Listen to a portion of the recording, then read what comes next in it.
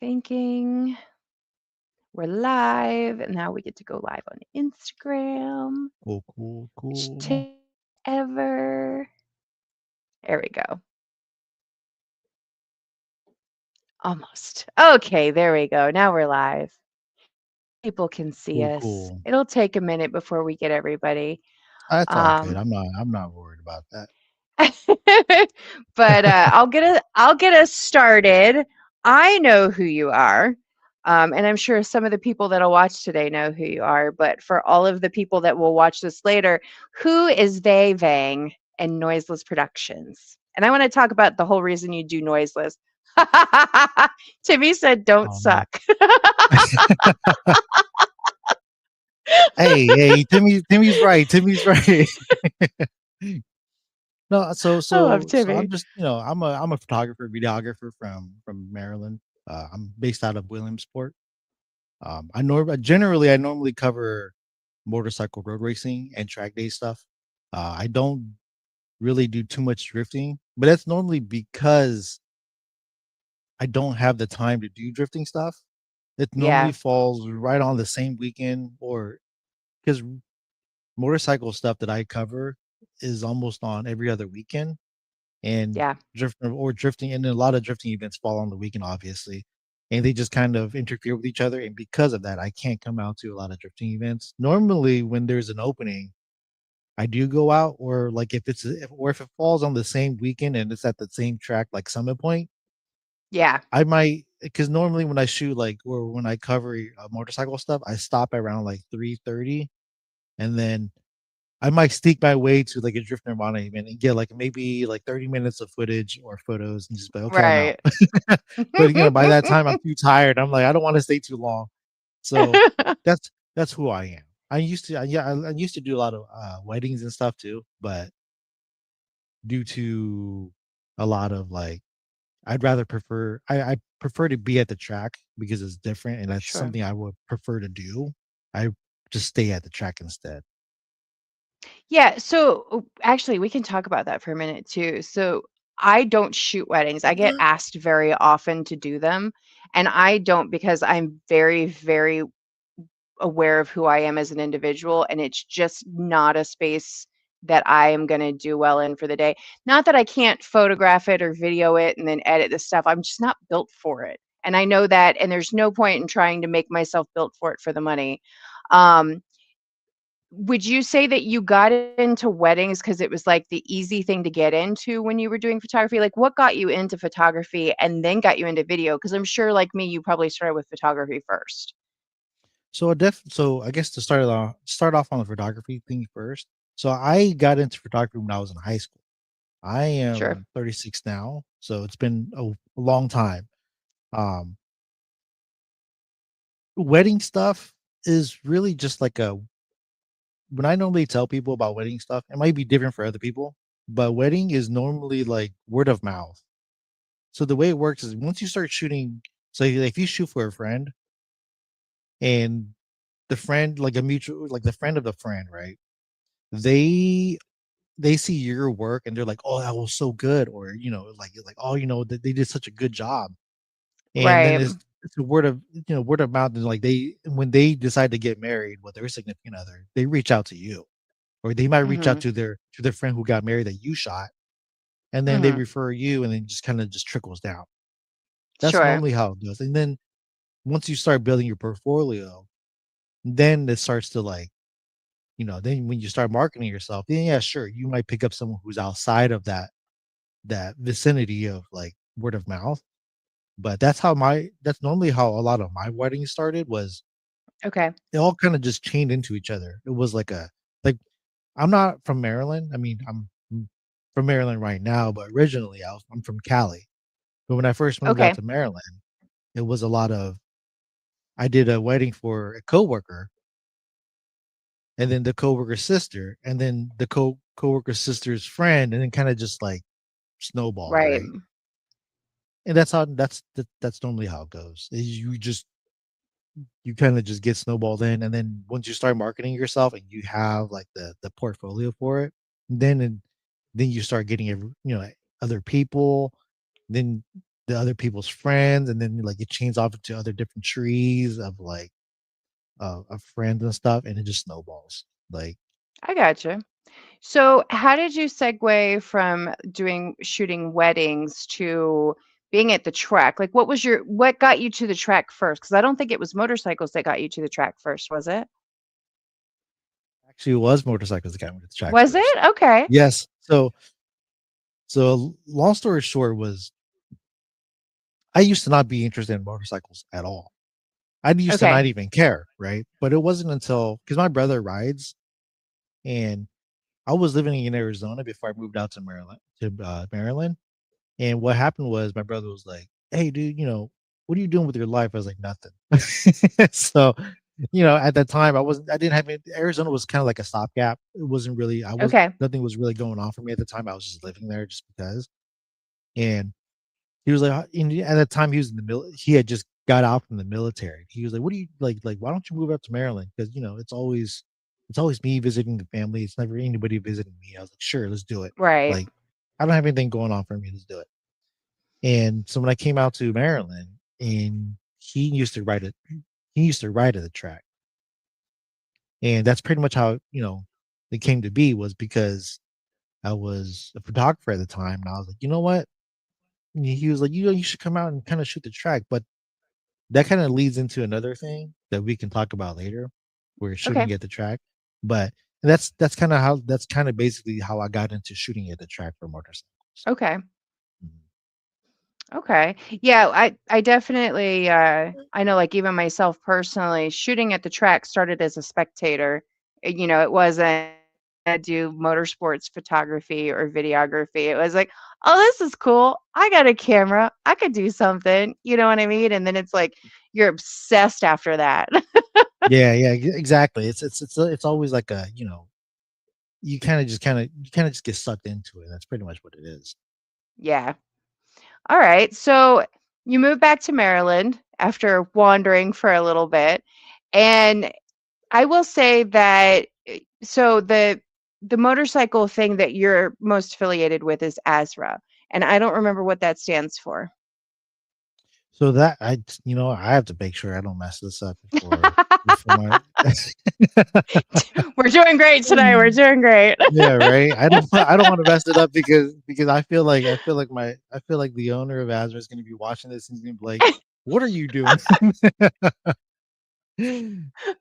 So, one of the things I will say is going to one of your media meetings, and I talk about media meetings a lot because I'm in so many of them. And some media meetings are done so well, and some I'm like, "Did we have a media meeting? Was that it?" Or, "Oh, okay." And then your day starts, and you're like, "Okay, don't die." Like that's the extent of the conversation. So what does it stand for? Right. So it's well, I mean, in regards to so the name itself, right? It's the American Uh, Motorcycle Association, but it's oh, hold on a second. Am I lagging? Okay, anyways. So it's American Superbike Racing Association. okay, So okay, so when people talk about racing or like, things to do with motorcycle and they call it road racing, it's road racing itself is track racing, not actual like on the road racing. But right, right, right, yeah, right. yeah, yeah. But in regards to like, the meetings and stuff and media stuff, like there's a whole deep part of it, which we'll go through uh this, podcast in itself. But Yeah, um it gets interesting, and I feel like anyone, any media who's interested, who's paying attention or comes back to come watch this and whatnot, it's information that I think that they should probably kind of keep eye on if they want to get into it, right? yeah, Because it's very people don't realize this is actually, even though it's a very saturated thing, it's also niche at the same time. It's hard to sure. explain. I always refer to media anymore as being very convoluted because media does not work the same way photography and video used to work years upon years ago. It's not the same thing. The Mhm. processes aren't the same anymore. They should be, but the oversaturation is actually access. If anybody has access and they can put together something marketably, usable, almost anybody can market something, right? And that's what we find, I think, happens with a lot of creatives is they're not good at the marketing side. They don't like it. They don't want to be bothered with it. I am one of those. And so stuff falls flat. It doesn't go anywhere. So they're like, why am I putting all this effort into this thing that just, what am I doing? Is the constant feedback I get from most people that do anything with photography, videography, any of it. It's like, unless you're exceptional or unless you figure out how to make it work in your favor, you're going to hate hell. So that's one thing that's like very big is the marketing part of it, the marketing Hmm. aspect. I'm Yep. actually really bad at it too. Like I'm Okay. extremely bad. Like to be honest, because I'm a big introvert. So when it comes down to like social media and stuff, Yeah. if it wasn't for like if my work did not revolve around social media, I would not have social media. It would just be like blank. I don't Like I think would I just would be gone. either. Yeah, I don't think I would like either. none of it would be relevant to me. It would it just I just wouldn't care for it, right? But because it Yeah. does revolve around social media. But Sure. the marketing aspect is one thing where you have to kind of be good at it. And if you're not good at it, you can make up for it by having extremely high quality. And then when I say quality, I'm Yeah. talking about not just like the quality of the video itself, but like editing as well. If you're good Yeah. at both of those, it can carry you if you don't do any marketing. But if Yeah. you had that and marketing, then it would carry you even further. Sure. It's just a matter of, do you want to go through the trouble of it? Because sometimes marketing doesn't work, you know. You just Yeah. have to keep Yeah. doing it until it does work. That's really what it Well, is. and I think that's it. I think it depends on why do you keep showing up? That's a question I ask myself a lot. And in the motorsport space, I think I keep showing up because I do enjoy it. Like I enjoy the experience and I enjoy the people so much, especially on the grassroots side. But I'm not consistent, and I own the fact that I'm not consistent because I'm always trying different things, and I'm like, oh, that does not look good. And you go, all right, we're gonna try something again different this next time, but you either have to be willing to just, like, keep showing up for the fact that you enjoy it and the play. That's what I always talk about with creativity is play. Like, you have to enjoy playing with things essentially, whether that's settings, whether that's props, whatever it is. Um, I can't do I'm not very good at the batch stuff, like batch photos and batch editing, and I've gotten better at it because 'cause I've kinda had to, but I think I don't know about for you. You already seem to have kind of like a setup process, especially when it comes to the Azra stuff, which was why your media meeting stands out, I think, a little bit more in a lot of ways. Um, there was no guesswork. You introduce, everybody at the driver meeting or the rider meeting to the fact that there is media here and who they are and how you can track them down, stop and talk to them. Most events don't give a shit about media. They're there, they know they're there. You got in for free, that's what you get. Right. So I guess starting off first, right? Like the whole point of like when you were saying that when you go out, you try stuff, right? That's Mhm. one thing that's very like extremely important when I talk to other media people, you know, people who are like trying to get into media or trying to get into like photography, videography at the track is Right. you have to be willing to try stuff. Like Mhm. if you're not say for example, like if you're curious about something and you're like, you know, you can search it up on Google, YouTube, you may Yeah. not get the answer.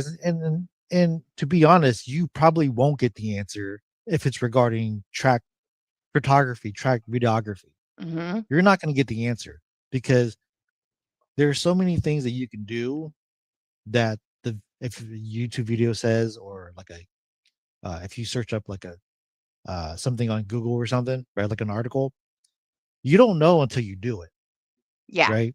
And so the biggest thing is I feel that you have to be willing to try stuff.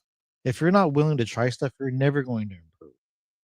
And Sure. until you do it and you see what that setting that you tried works or doesn't work, you're not going to know like in the future like, oh, well, I can actually use this setup or the setting to my advantage or you're not going to Yeah. know what it actually provides you, like what it does. So it's kind of like shooting low shutter speed, high aperture. You're not going to know what that provides you. You're not going Yeah. to know.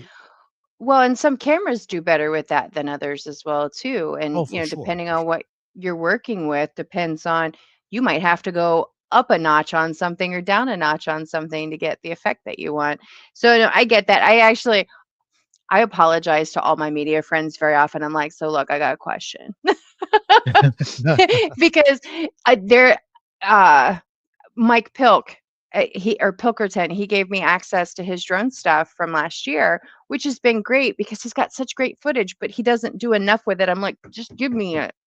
And but I put it up on YouTube. Like I just put like one of the events, just like clipped everything out, tossed it up on YouTube to see what it would do. And I'm like, this looks like shit on my TV. Looks great on the phone, looks great on the computer. But as soon as I saw it on the TV, I'm like, all right, I got to do research. Like I got to figure out what I did. Was it an export setting? Was it something I did when I edited? Is it just the fact of like the way the frame was set up to begin with because of the way it was shot? And then I realized I do have an export issue for my own footage, and I figured that out in the course of trying to figure this one out. DC240SX says Vay on YouTube. And I'm going to add that up here on the screen. There he is. I don't know who that is, but he's on a motorcycle and he knows you. I can't see. The icon is too small on my screen, so I can't see. DC, we need Oh, you to tell us who you actually are. Oh, it's it's Don Dawn. It's C. Dawn. Okay, well there you go. Hi, Don. Not even a writer. Well, I guess he is a writer, but is your motorcycle fixed yet, sir? By the way, Let's side say note back in the day, conversation back with in the Don. day, Dawn. Yeah. Well, I think his motorcycle's getting worked on at the moment. Um, All right, where were we? Totally lost that train of thought. But yeah, Uh, so I have rookie things still happen to me even now. Like I ejected one of my SD cards across the van at one point in time and couldn't find it. Like I was using a mini mhm. and I just tossed another one in because I was on the fly. And for 2 months, I thought I needed to replace my camera when all it was my dumbass didn't put the right type of SD card in the camera that the camera needed. I And mean, that took it's having a conversation with a friend of mine, and I'm like, "Oh, I didn't even think about that." And sure enough, that was what the problem was. you know things happen, right? But going Yeah. back to like the whole like trying things out, like you have to be willing to try things out, especially if you want to improve. Like, don't be Yeah. scared. If you're afraid of using it at an event that you're supposed to cover, right? Like that's just like money, you know, Yeah. then don't do it at the money event, right? Do what you know Yeah. for sure is going to work. Like for me, like I said, I shoot motorcycles like 90% of the time. I go out to drift events because of two things. One, I'm testing out settings that I normally would not test out at motorcycle events, Right. right? Because it's like Right. I can't afford to really mess up here, right? Yeah. Whereas motorcycle events, nobody really knows me except for like maybe like a few of the instructors from um, Drift Nirvana, and I don't go out to Mhm. other events outside of Drift Nirvana because I just don't have the time to. Sure. And um, I'm testing out settings. And then number two is it's something different. I'll tell you this right now. Shooting drifting stuff is a lot easier, so it's very chill for me. so it's like Yeah, it so is. it's like yeah, I get to just chill and relax. The view, they're Yeah, it's cars, like so like the everything's car bigger. is this size and the motorcycle is this size Yeah, when you're looking exactly, through that right? viewfinder. Exactly. And the motorcycles are going so much faster too, right? So it's like you have to like be on, Mhm. and it's just like I'd rather not. Where drifting is like I get to just chill, relax, have fun. And Right. for like, and like I get to film and I get to try different things and bring it over to the motorcycle side. And it's nice because, you know, when it's motorcycle racing, I don't really have the the the ability to just really test stuff out because I have clients that I got to take care of, Mhm. and I Well, want to and provide them the everything is best like stuff. this. Yeah, Yeah, everything is like this. It's like next after thing, next thing, next thing, next thing. yeah, and that because I invited you to Azra last year, and it was Mhm. like I wanted you to come and shoot because I was like, we don't have enough Azra media, but at the Right. same time, going back to it, we are limited as well because it's like Yeah. anybody who's watching does media, Don knows. But it's like, um, we so like what you like what you were saying, where I introduced media so that Mhm. the whole paddock knows who's here shooting. It's because I want you guys to make money. I want your stuff on social media so that people who are doing the racing, like all the writers and stuff, I want them to know who's there and present, right? Yeah. And I'm also it's also limited because limited in terms of like official media, right? Like if you want to come out and shoot, you're more than welcome to. But official media is like a Asra will support it. They'll post it on their page. They'll let you know who the media Right. are, and it's more so because we want healthy competition, and healthy competition means that there's going to be good quality. Because it's like if someone's buying your stuff, it means that they prefer your stuff because there's a standard to it, a standard of quality to it. Right. And it's like, say for example, like if you were selling stuff and they weren't buying mine, I'd be like, what am I doing wrong? Well, I got to improve on something, right?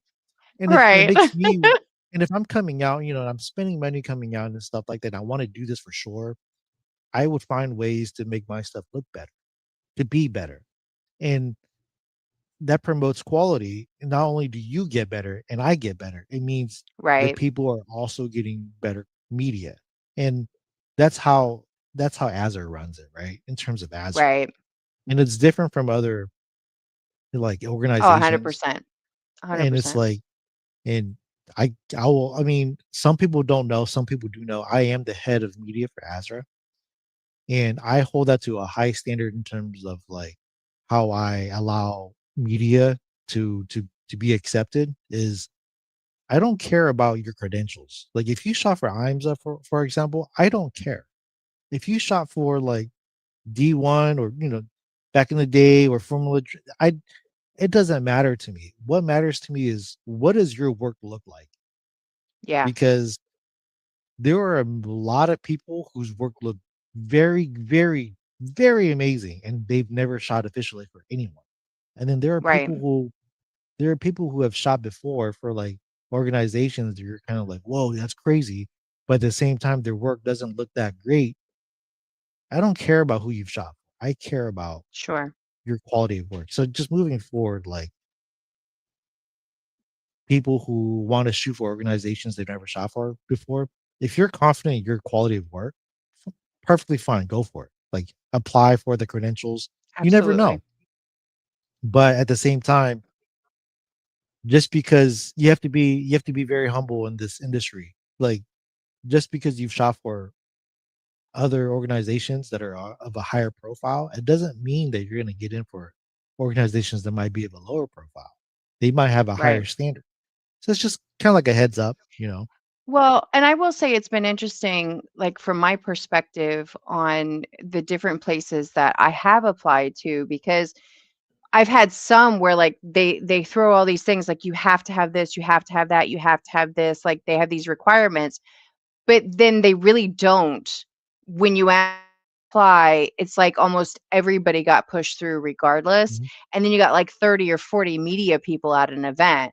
And depending on the event, that's okay. If it's the size of track, the size of event, like that sort of thing. Sometimes it's a little overkill if you're not careful. One of the things that I like that you said to me before I was like, "Yeah, let's do this. I do wanna check it out," was you're like, "I would bring you in, especially considering the fact that you have track experience." And I Mhm. hadn't really thought about that too much because, like, when I got started with it, I got started with it as a spectator going, "Okay, this is cool. I could do that." But having the track experience does make sense in the long run, especially like Asra because of the rate of speed is so much different than if you were at a drift event or a road race event. I mean, most of those motorcycles are going well over 100 at some point, correct? Yeah, yeah. It's you Yeah, that's like what I thought. it's so much faster. It's like, it also doesn't help that they're so much smaller as well. But Yeah. yeah.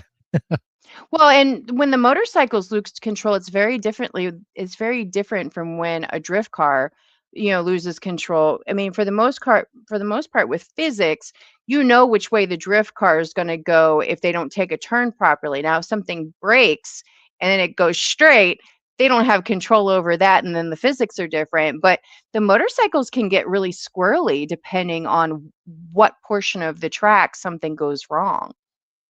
Yeah, so motorcycles are kind of like the mercy of physics almost, right? In both ways, where it's Sure. like if you crash out going like, let's say like if you're at turn 6 at Summit Point, Maine, it's almost a guarantee. Like if you crash there, you're sliding out.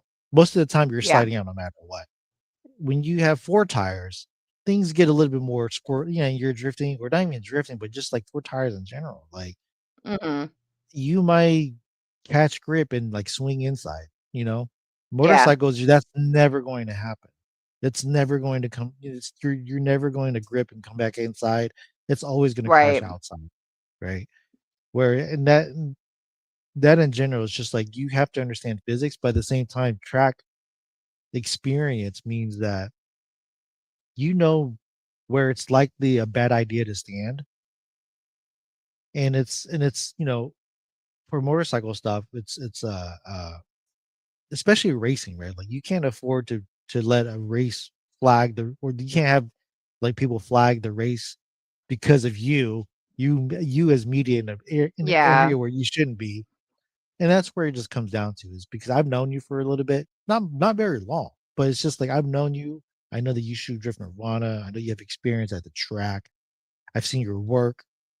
I've seen your ethic, and it's kind of like I just want to make sure that the people I do bring on to come and shoot or invite to shoot are experienced at some point in terms of like track experience. Like Sure. it doesn't necessarily mean that like if you've only shot as a spectator, it doesn't mean that we're not going to acknowledge it because shooting as Right. an expert means that you're actually putting in effort to. Yeah. But like if I had to choose between someone who had track experience and their quality was like let's say out of 10, right?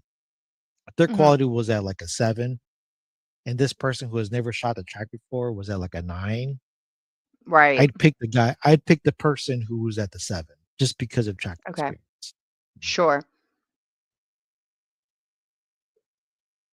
Okay, there you are. I think you lagged there for a second. Yeah, like for a second there. Um, it's yeah, I mean, I get that, and I had a thought, and I think I just lost it.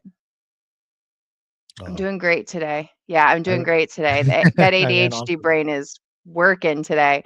Um, I think it's been different in kind of every space that I've been in, but what part of this conversation got started from etiquette, like media and track etiquette, because it's so varying across the board that one of the things that I like that you do with the Azra stuff is you try to have some level of continuity across what everybody is kind of charging. Like you don't have to charge the same thing. There's kind of a threshold of like, hey, we're not going lower than this. You can go higher if you want to. And if somebody wants to pay for it, that's great. But we need to like stay like, here's kind of where that bar needs to start. Doesn't max out anywhere, you do you, but this is where it needs to start because that's what happens a lot of times, especially like in the grassroots spots. And this has come up a lot here recently. A lot of people will put out there, they're like, oh, I do it because I love it. I'm fortunate to have a job that pays for my hobby, and my media will always be free. Okay, well, you've now set the standard. That's where the bar starts.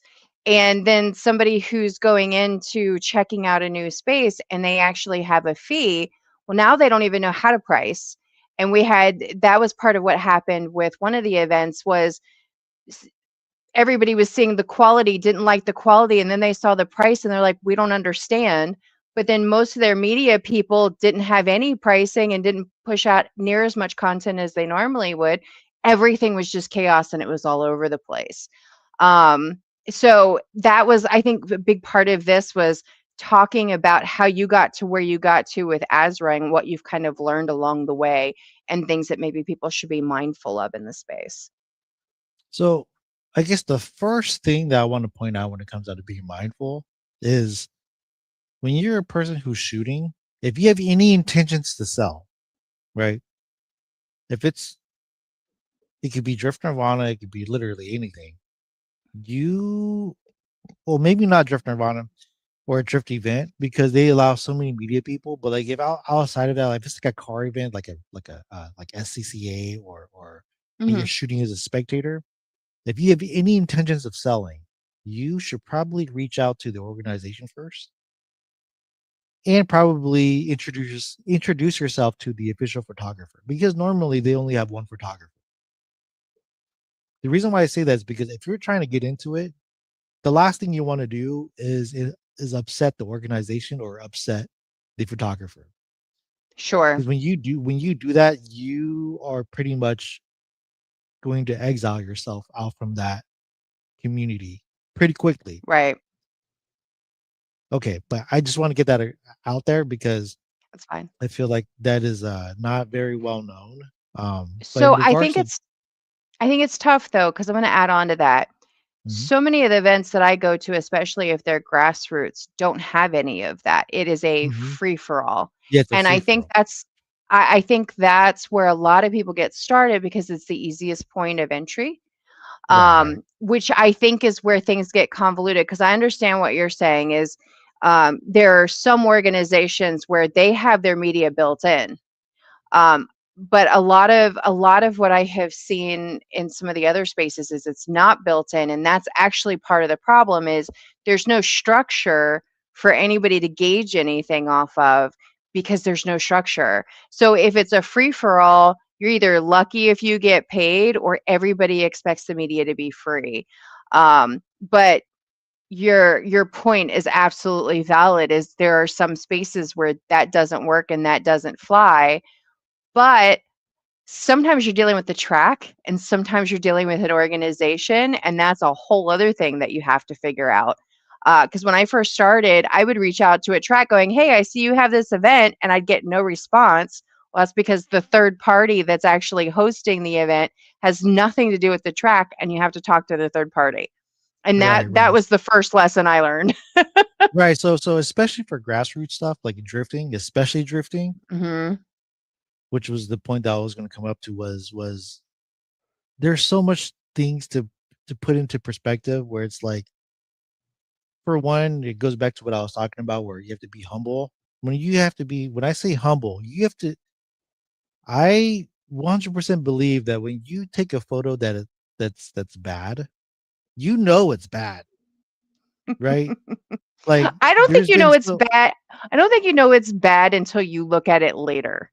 well, You know I how mean, no, many no, that's times what I I've mean. done when I'm like, "Oh, I love this," and I come back to the next one, I'm like, "My god, this is No, no, dreadful. Why did I I love guess this I last guess night?" when I say bad, I mean like you're viewing it, you're culling, right? You're going through your Right. photos, you're Oh, like, I okay, gotcha, gotcha. that's a lot worse than what I thought it looked like, right? Right. You have to be humble, and I feel like a lot of some people are, right? But because they're also like kind of nervous about getting into like the whole aspect of selling stuff, I get it. Mhm. Like you're not used to it. You're Sure. not sure what to price your stuff at. Like Yeah. you're not sure what to price yourself at, your stuff, it makes sense. But people who are good, like even if you're naturally like good, you have to be you're basically the standard. Like you have to be willing to Yeah. set yourself up with the standard. Like I get it, like some people want to just do it for fun, and that's cool. But like just Yeah. know that when you do it for fun, you there are people who are there who are trying to push it further than just fun, and what you do might affect them. Yeah. Now, it could go both ways where it's like, yeah, sure, like I don't care. And it's like, cool, you don't care. That's fine. Yeah. But just keep that's something to keep in mind, especially if you are actually trying to do something. That makes it even more obvious. Where you were talking about Azra, where I don't allow people to sell their stuff for so cheap Right. because it's like if I have like six media people and they're all pretty decent or all pretty good, and one person's selling their photos for like let's say $3 a pop, right? And Mhm. your stuff, and you just so happen to be the one person who is actually the best out of all of them, you're messing it up for everybody else. Sure. Because now, because now what's happening is people are buying your stuff because your stuff is good, but then people who are the other dudes who are or the other people who are selling theirs for a little bit higher, they're not going to make any sales. And then these individuals who are buying your stuff is also cheaper. Right. right? And yeah, sure, you'll make more sales. That's cool. But then that comes into the aspect of, is it better to make more sales at a less rate, or is it better to make less Right. sales at a higher rate? And it's Sure. just everything just kind of just comes and goes. It comes with experience, right? But I Yeah. don't allow it because I want it also means that like I have it set up to where like the people who are battling for sales have to get better at taking photos or Right. or editing or anything of that nature, right? Like you have to be good. Like if people are buying this other person's stuff, like you that just means you have to get better. And if you get Mhm. better, people are going to buy your stuff, right? And it gets complicated because especially at a grassroots event, you get a lot of people who will get discouraged. Like if you come out there all the time, you're spending money to come out there, especially if you're traveling, right? Luckily for me, I'm like 30 minutes away from Summit Point, so I'm super close. So Sure. no, it doesn't matter. But let's say like if you're someone from like let's just say Pennsylvania, you're not too far, but you're not too close either. But you still have Right. to spend money to get there. If you do that enough in a year or maybe over a span of 3 years, you're gonna get burnt out if you're not making Oh, any sure. sales. And the thing Sure. is, I always tell people you should never expect to make any money. It's okay to kind of expect it, but just understand that if you're going to a grassroots event, there's a lot of free media, so you should probably be careful, right? And Yeah. you can't blame the drivers or the riders to you can't like you shouldn't expect them to ever buy your stuff. That's the worst idea ever. Now, if you Right. can get them to work with you before the event, perfect. Do what you want. Yeah. But if you are expecting it, that's where things go downhill. And Yeah. you it's a really over a span of a couple years, if you're not making the money to at least cover your expensive, people get discouraged and they leave. And Sure. that's fair, but at the same time, it kind of falls on the organization to kind of allow that to that kind of allows people encourages people to get better to make a sale if that's the case, Right. right? I get the cat staring at me, but for whatever reason, he Oh, won't you're join fine. You're me. fine. He wants to stare at me and yell at me. Um, yeah, one, I think that's kind of it. I think some of it kind of goes hand in hand. I think everybody has a responsibility in there somewhere.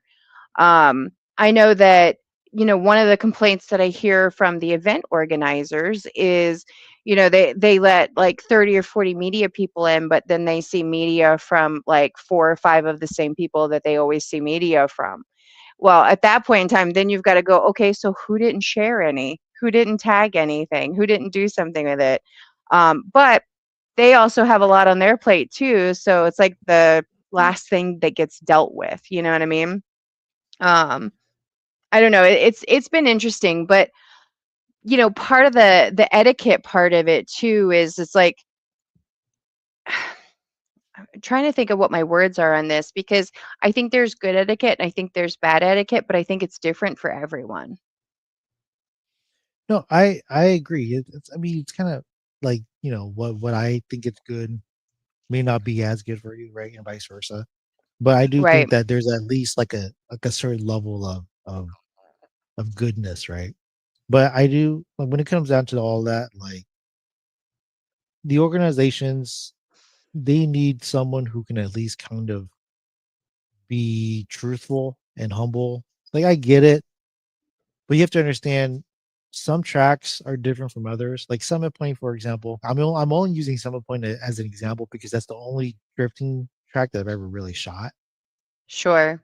It's very people are lucky that Summit Point is very fan friendly, spectator friendly. Right. So like if you come to shoot, you can shoot as a spectator and still get really Mhm. good stuff, like really amazing Agreed. stuff. Whereas like if you shot at like a different track, like let's just use NJMP, New Jersey, Mhm. which I don't think they're doing drifting there, but if they did, it would be the worst, right? Because it's just not Right. fan friendly at all. And that's where like organizations need to understand that like it's you I truly believe that they should limit the amount of media, official media, right? Right. Where these are the people where like if they wanted to collaborate stuff with you on Instagram or TikTok or whatever, Facebook, those are the people that Sure. you would accept. Those are the people you want to work with. Official media, people that you would promote. And then if you Right. want fans, if fans want to come and shoot or spectators, let them do it, right? But don't share your you can maybe share them on story or something, but don't share their stuff. Like Right. don't collaborate. Keep it separate so that they have something to strive for. Like, oh, I want to be official, right? Right. You're still giving them the ability to shoot. They may not get the best access that compared to like official. Like let's just say Shenandoah on Summit. That's like let's say like a official would get access to the carousel, Sure. right? And then your spectators would just stop right at the top of the carousel before you can go down. Right. And and then the person who handles media would just be like, well, if this person is better than this other person who's official, just swap them. And then you can't really get your feelings here if that happens. Sure. And it's the only way to really go about like pro, I guess promoting quality and promoting competition. And like the thing is like people don't understand, like I barely shoot drifting at all. Like last year, I shot the very first Drift Nirvana event. I shot Final Bout, and then I Yeah. shot Drifters of December. Literally, like if it was just Drift Nirvana, the very first and the very last event. Yeah. And for both of those events, a lot of people reached out for material, and they were willing to pay. And that Right. just goes to show you, like you just have to like just work on your craft and don't worry too much about whether you're official or not. That'll come eventually, but at the Right. same time, the organization needs to put in a little bit of effort to kind of just promote that, so that you might have some people who were discouraged because they didn't make any sales, right? But it's like it it pushes them to try a little bit better, and when they do become official, they may make sales because of Right. Okay. Um, well, I think we've gone over like the media and kind of the money side of it, I think to an extent. But what are some things for people to be mindful of, like if they're at the track, like maybe somebody who's been a spectator and they want to show up, they want to sign up for media and hopefully get media for a track day. What do you think is, like good versus bad etiquette when you're at the track, especially in a media position? I think you should always, you may maybe not always, but I think it's a good idea to if there's official media, it's a good idea to go say hi to the official media. Just introduce Sure. yourself, right? Make Let them, because I'm not like this, but I know a lot of people who are like this, who are very territorial, right? Your presence Mhm. does not make them comfortable because to them, that's their livelihood. They're doing Yeah. that, right? Where it's like if you show up, you're a threat to them. Right. Introduce yourself. Make sure that you're let them know that just like you're not harmful. You're just there to just chill, have fun, right? Um, they may ask you of something, right? Whatever that may be, like that. At least you have a good communication there. And to be honest, that's how you get in. Is you if you're nice or you just get to know the official photographer, one day if they're not sick, if they're sick or something, or if it's an event that they can't cover, they Right. may reach out to you. Like that's what I'm doing right now. I'm looking for people to cover events that I might not be at, right? Where it's kind of like Right. I don't Right. know, and it's like I'm trying to think about people who may have said hi to me or have Sure. a certain standard of quality. And it's like I want them because they were nice enough to come say hi just because, right? Yeah. And it's I guess another one is a big one is when you do become official and there's like a lot of people, let's say the grassroots, let's say drifters of December, Okay. before you get to a point, if there's someone there, if there's another photographer like where you're kind of in the area where you want to be, and they were there first, be mindful. Like they were there first. Don't get in front Yeah. of them. Don't get in their way. Watch their angle. Just it only takes like a split, like maybe a second. Yeah. maybe a run or two. If you can see that they're painting from like this point to this point, they stop there. Don't go stand in the spot where you're in their point. It's it happens more often than I not, know, and that's why I'm laughing. it's actually really bad, right? I don't experience that at ASRO because, like I said, I limit it so Yeah, that can't happen. But at drift yeah, events, it's very obvious, right? And it's okay. Like if you catch someone who's like a media person who's kind of far away, it's which that's whatever. But like if you're standing next yeah. to someone, like you're within the same vicinity of like 20 yards, 20, more like 15, 10 yards, and you go and stand in front of someone, don't do that. That's how That's people. such a pet peeve. Yes, like that's like one of the biggest issues currently, in my opinion, when I barely shoot drifting, and it's one Yeah. of them. So what I do in that situation for like an extra thing, a layer of what you can do is I talk to whoever's in the box before I get to the box if I have to be in a box situation. Or if we're on the same hill, I'll be like, all right, guys, here's what I would like to get. What are you guys shooting? Can you go low and I can go high? Do I need to go low so you can go high? If I stand back here, whatever it is. And then I track and go, okay, yeah, I can get what I want from here. I have a whole out conversation with everybody. And for the most part, like everybody's just like, Dawn, just shoot what you want. We'll shoot around you. And I'm like, you sure? I was like, because I'm willing to work with you most part, as long as you're willing to have that open communication, I think it's fine. That actually happened to me at DoD. I had been in a spot for a hot minute, but I was because I was taking video and doing the whole run of the video. You're trying to grab as much information in that video as you possibly can. You don't want 10 seconds of video if you can help it. You want like 30 seconds of video. So you're trying to grab as much of the run as you can. Well, then you're catching this run, somebody's head, and then you're catching the rest of the run. That happened to me a couple of times, and I was just like, all right, it's just time for me to move into another spot because there's just no point in trying to work with what's happening in the current situation. No, that's exactly what it is. That's also what happens when you get to know people as well, other media Hmm. members or other media who are around. Like you're not afraid to like, hey, or interact with them, right? Right. Like I've known you for a while. I've known Don for quite a while, and use Don as an example because he shoots Azra stuff a lot, and then he shoots Drift Nirvana. And whenever we're in like the same vicinity, I always make sure like I'm not in your way, am I? Yep. Or like I know that the angle that he's shooting, like I know that he stops here, Yep. then I'll stand like outside of that, and I might stand a little bit behind just because, right? But it's Yeah. just the small simple things, right? Like that's how you like don't make it so that other people will have a reason to dislike you. It's Yeah. not it's a small world, and it's It's especially in the easy to media do. world. Yeah, it's easy to do, and you don't and it's not, and even if like you don't have the intentions of being that person, right? You may be viewed as that.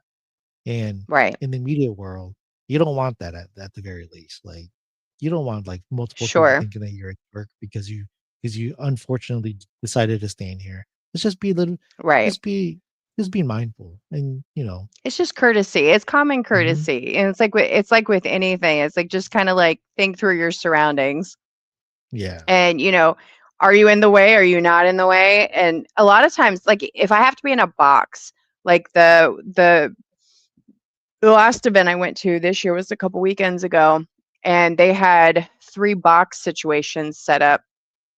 And I was in one by myself for a while, and then I had three other people, and I'm like, all right, guys, I've been here for a hot minute. I'll swap out who wants in, and then that person goes into that spot. I took the spot they were just standing in to get a different perspective.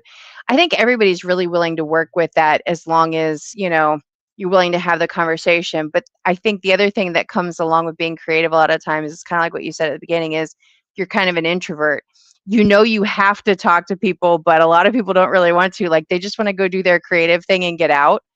Yep. I tell Kobe all the time, I call him Mr. Hit It and Quit It Media because he comes in, he says hi, but he never says bye. He comes in, he shoots, and then he's gone. I'm like, I where did you go? he is the same as I am, where it's just like I may tell you hi, But if I don't see you, I'm not gonna tell you bye. I'm leaving, you know? Yeah. And that's just the way it, and I get it, like it's you're putting yourself in, you know, I guess you could say you're putting yourself in I wouldn't even call it situations, but like in in areas where you wouldn't normally be, like having to communicate with people. And you Sure. don't necessarily have to, right? If you don't want to, but just like it's common sense. Like don't stand in the line of sight of someone, especially if the Yeah. person is like, especially if the person was there before you were. That's all that matters. Like Yeah. if you ask me, for example, like if you ever see me and you ask me to like, hey, can I shoot this spot? I will just move. But yeah, sure, it's all Yeah. yours, right? That's to be honest, that's the biggest like that's the biggest like track etiquette, like that that stems from grassroots. Because if you shoot more officially on like the side of like Azra or something like that, or like Imza, there's going to be a lot of photographers, maybe, but a lot of them are like they'll get out your way. You know what I mean? Like they Yeah. won't come and like stand right next to you side to side. Um, they'll get out of your way, or there's just not enough media there for you to like maybe even see each other very often, Right. right? And it is what it is. Like I get it. Like you're trying to get the shot that you want to get, but if you want a shot and the person's standing in your spot, just ask them. Like, hey, can I shoot this for a few rounds or a few runs Right. just to kind of get my shot? It's okay to Sure. ask. It's just you don't want to be that person where like I don't want I just say I don't want to think like, oh, this person's a jerk because he knew I was here. He came up and stood in my way, Right. right? Yeah. Because Well, and I don't know about you, but I get in the zone a bit too, and because I actually pull my camera up to my face, I'm not using a monitor or the screen on the back. I might feel the fact that there's somebody around me, like I can tell there's probably somebody in proximity, but I don't know who it is, and I'm so dialed in on paying attention to the track because I know that's where the thing is gonna get me if I'm not careful, that I may not know somebody's standing right beside me anyway unless I bump into them. I mean that's true. I might do that sometimes, but if I do spot them, my number one thing I normally always ask is, hey, are you shooting photos or videos? Yep. Because shooting photos, you're normally only shooting a certain angle. You're Yeah. not going to track them all the way around and shoot like an off angle. And then if they're shooting videos, chances are they're shooting the entire angle, right? Because it's completely Yeah. different. And if they're shooting video, then I normally angle myself so that they don't ever have to, worry about me being in their shot. Right. Yeah. And then, it's chances are you run into people who are more like considerate about that type of stuff. Like, but the thing is, I'm always around the same people, so they know, Yeah. right? Yeah. Yeah. I definitely I definitely have gone to a lot more events just by choice because I like checking new things out. And like something like Grid Life, they let you know up front that they do have official media, like that's theirs specifically. And then, of course, they've got media that have come with a driver, or they've got media that's reporting for an outlet, whatever it is. So they could have, I think Midwest, it was Lime Rock. Lime Rock, they had over 100 media people for the weekend. And well, with as big as the space is, the different types of racing, of course they had over 100 media. But they'll let you know kind of off the break. It's like there's no three strike rule. Don't fuck it up for everyone. Don't do anything dumb and don't die. And then we have official media. If you see this particular vest, they may ask you to move out of the way. And you're going to say, no problem. They set it, like they set the tone, they set the expectation right off the break, and I really like that. This still probably the best media meeting I have been in so far has been Colleen's media meetings. She's No, just so transparent and direct. I agree that especially if you're holding an event that's like big like that. I mean, Mhm. in grid life, right? So they're always big, but um events where you have like a lot of media, it's kind of like a don't mess up. If you mess up, you're out. Like Yeah. like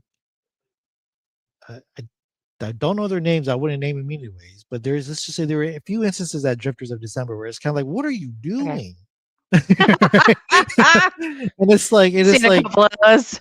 yeah, and it's like if you think it's a bad if you think it's a bad idea, don't even try it.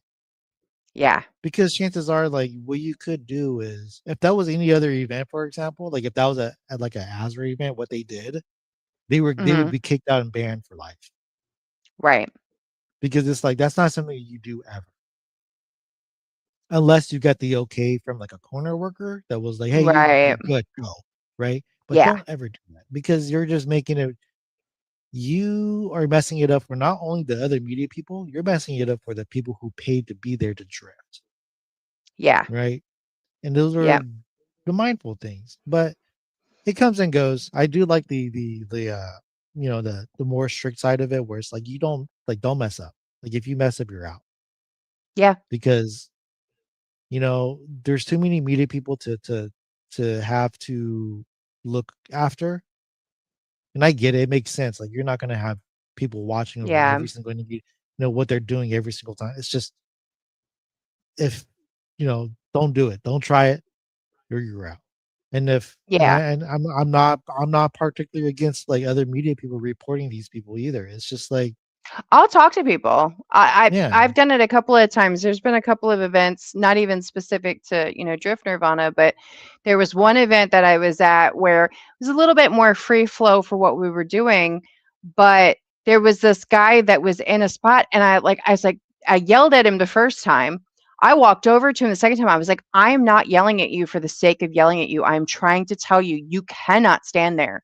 I was like, you're in a path of travel and you're also in a path of spin out and you're paying attention to your camera.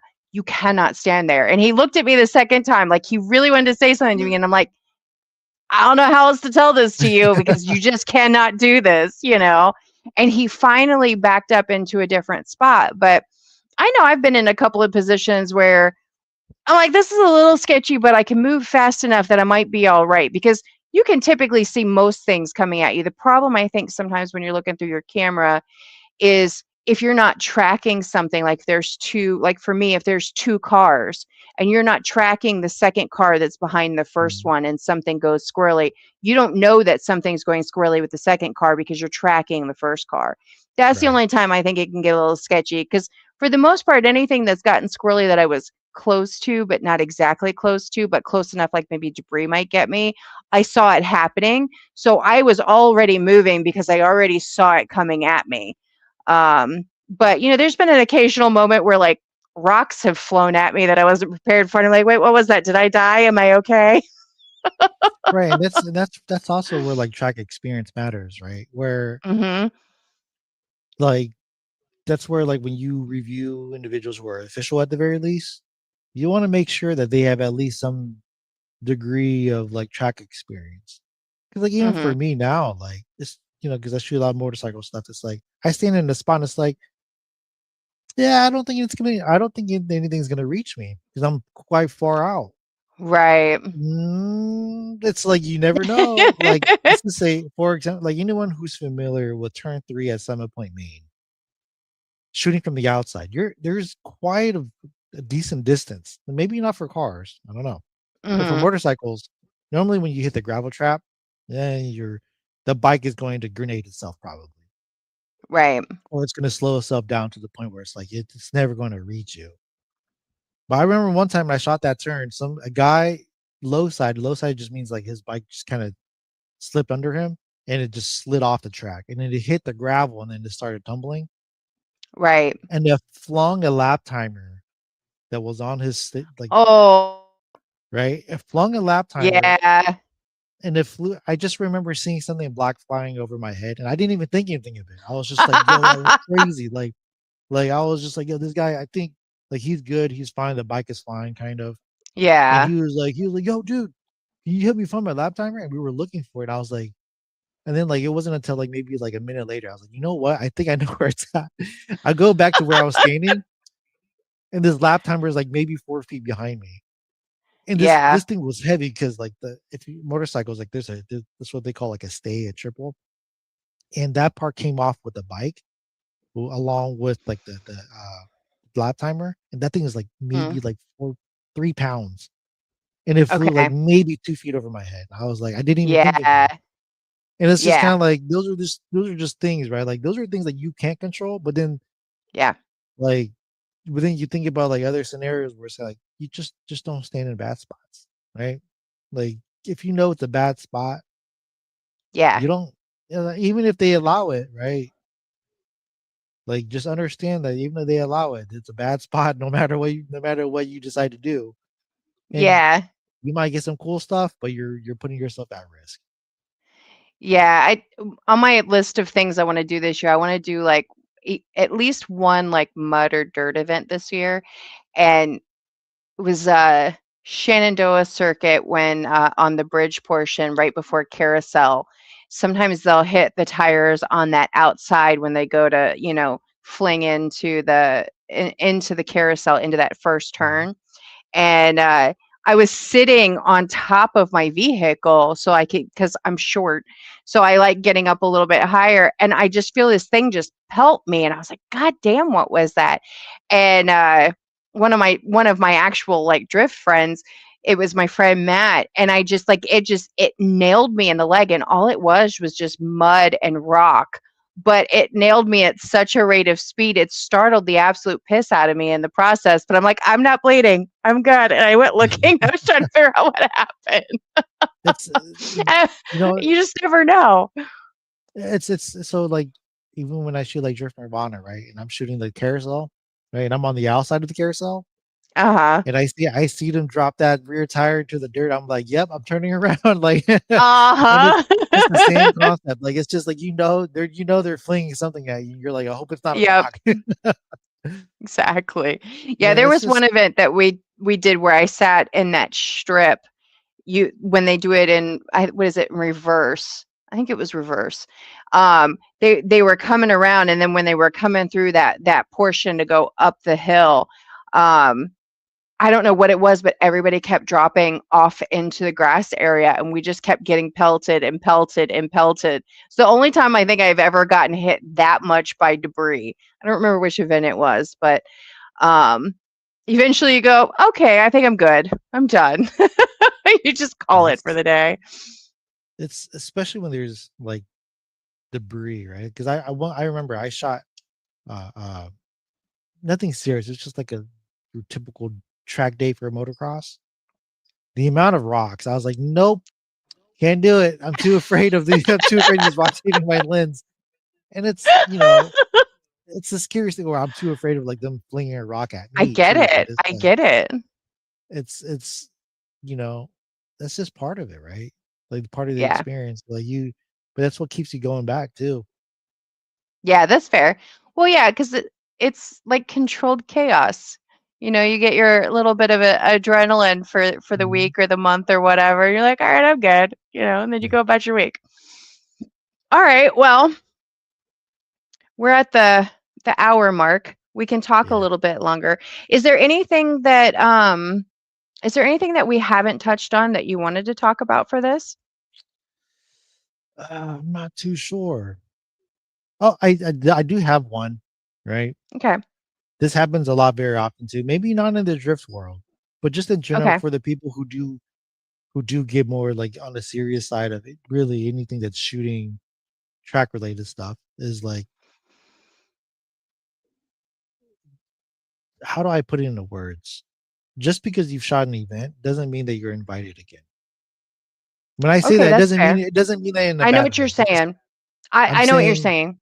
don't show up expecting that you're going to be official.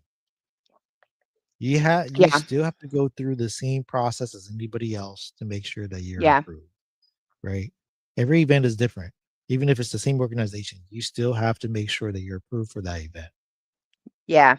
Their organizations, they might have different standards of approval, but still go through them just because, like, let's say, like, if you shot with me once, right? And I was like, cool, I got you in, blah, blah, blah, we're good to go. The next event, you show up and I have no idea, Yeah. right? It's not that I don't want you to be there. It's just like you didn't go through the Y- process. Right. And you already have the right? And I people can that are supposed to yeah, be and there and because and you've I can't get you already in. Yeah, I don't wanna disappoint you. I Mhm. can't get you in. You're not gonna get the access that you normally do. It's just, Yeah, like, just you have to go through the process, right? Like, I have to go through the process, even if I'm yeah, official, right? And it's just be that and the biggest thing, like we talked about before, is the best people that I've ever shot with or have ever seen, they are the people who always go out and try stuff. yeah, Don't be afraid to try stuff. It's okay to mess up, right? Like me, I'll go out and I'll try it. I'll just keep trying. Like if well, this doesn't work, obviously. But then yeah, you don't know that it doesn't work until you get home and you're looking at all your stuff. You're like, well, that was a waste of yeah. time. Trust me, it's not a waste of It's time. never a waste. You just learn something that you'll know forever. Like, Yeah, well, that obviously didn't work, right? You will back out of it. yeah, The hard part is replicating that environment of being at the track of people drifting, right? mhm, The other big thing is if you are new to shooting at the track and you've been shooting street stuff, you should probably start shooting stuff during the day, not at evening, not in the morning, during the day. Because mhm, when you're at the track, you don't get to choose the time of lighting. You get what you get. yeah, That's my biggest pet peeve is like people show up and they're like, "Oh, dude, I'm so good." And in my mind, I'm like, I have no doubt that you are talented yeah, until I see how your stuff looks like at the yeah, track. I know so many people who are so good at like weddings, for example, and they also have this thing for like motorsports, and they go shoot motorsports, and it looks like trash. mhm. I don't want to sound mean and call it trash, but it just doesn't look good. I get it, I get it. It's because they're so used to shooting perfect lighting all the time. Yeah, yeah, You can create your own because the thing is photographers, videographers, normally professionals on the more on the side outside of the track where you normally get to choose your lighting. You control normally everything. you Yeah, control your own lighting, you make your own lighting. At the track, you you don't curate get all to of do it. that. Yeah, you don't get Yeah, you have to like yes, sure, you can choose the angle, but you only get as what the lighting gives you. Like yeah. I know so many people who are from the DMV area who are so good at shooting street stuff for cars, motorcycles, and they go and shoot Paul track Mox stuff. says, "What up, friends?" Hi, Paul. I messaged you. It looks like you messaged me back. I'm gonna annoy you later. Yeah, and there's so many people who are so talented outside of the track and they go shoot track and it looks and they want to get into track officially and it's like Right. it's not the same, right? And there are some people who have learned that. Like there are a few people this year, for example, compared to like last year, their stuff looks way better. Yeah. And it's because these said individuals have seemed to have caught the grasp of the lighting isn't as great as they thought that it was. So Yeah. they just captured it in a way where it's like, let me get the best lighting that I can so that when I do edit, it looks good. And Yeah. the other part is editing matters. Like you have to know how to edit, unfortunately. Yeah.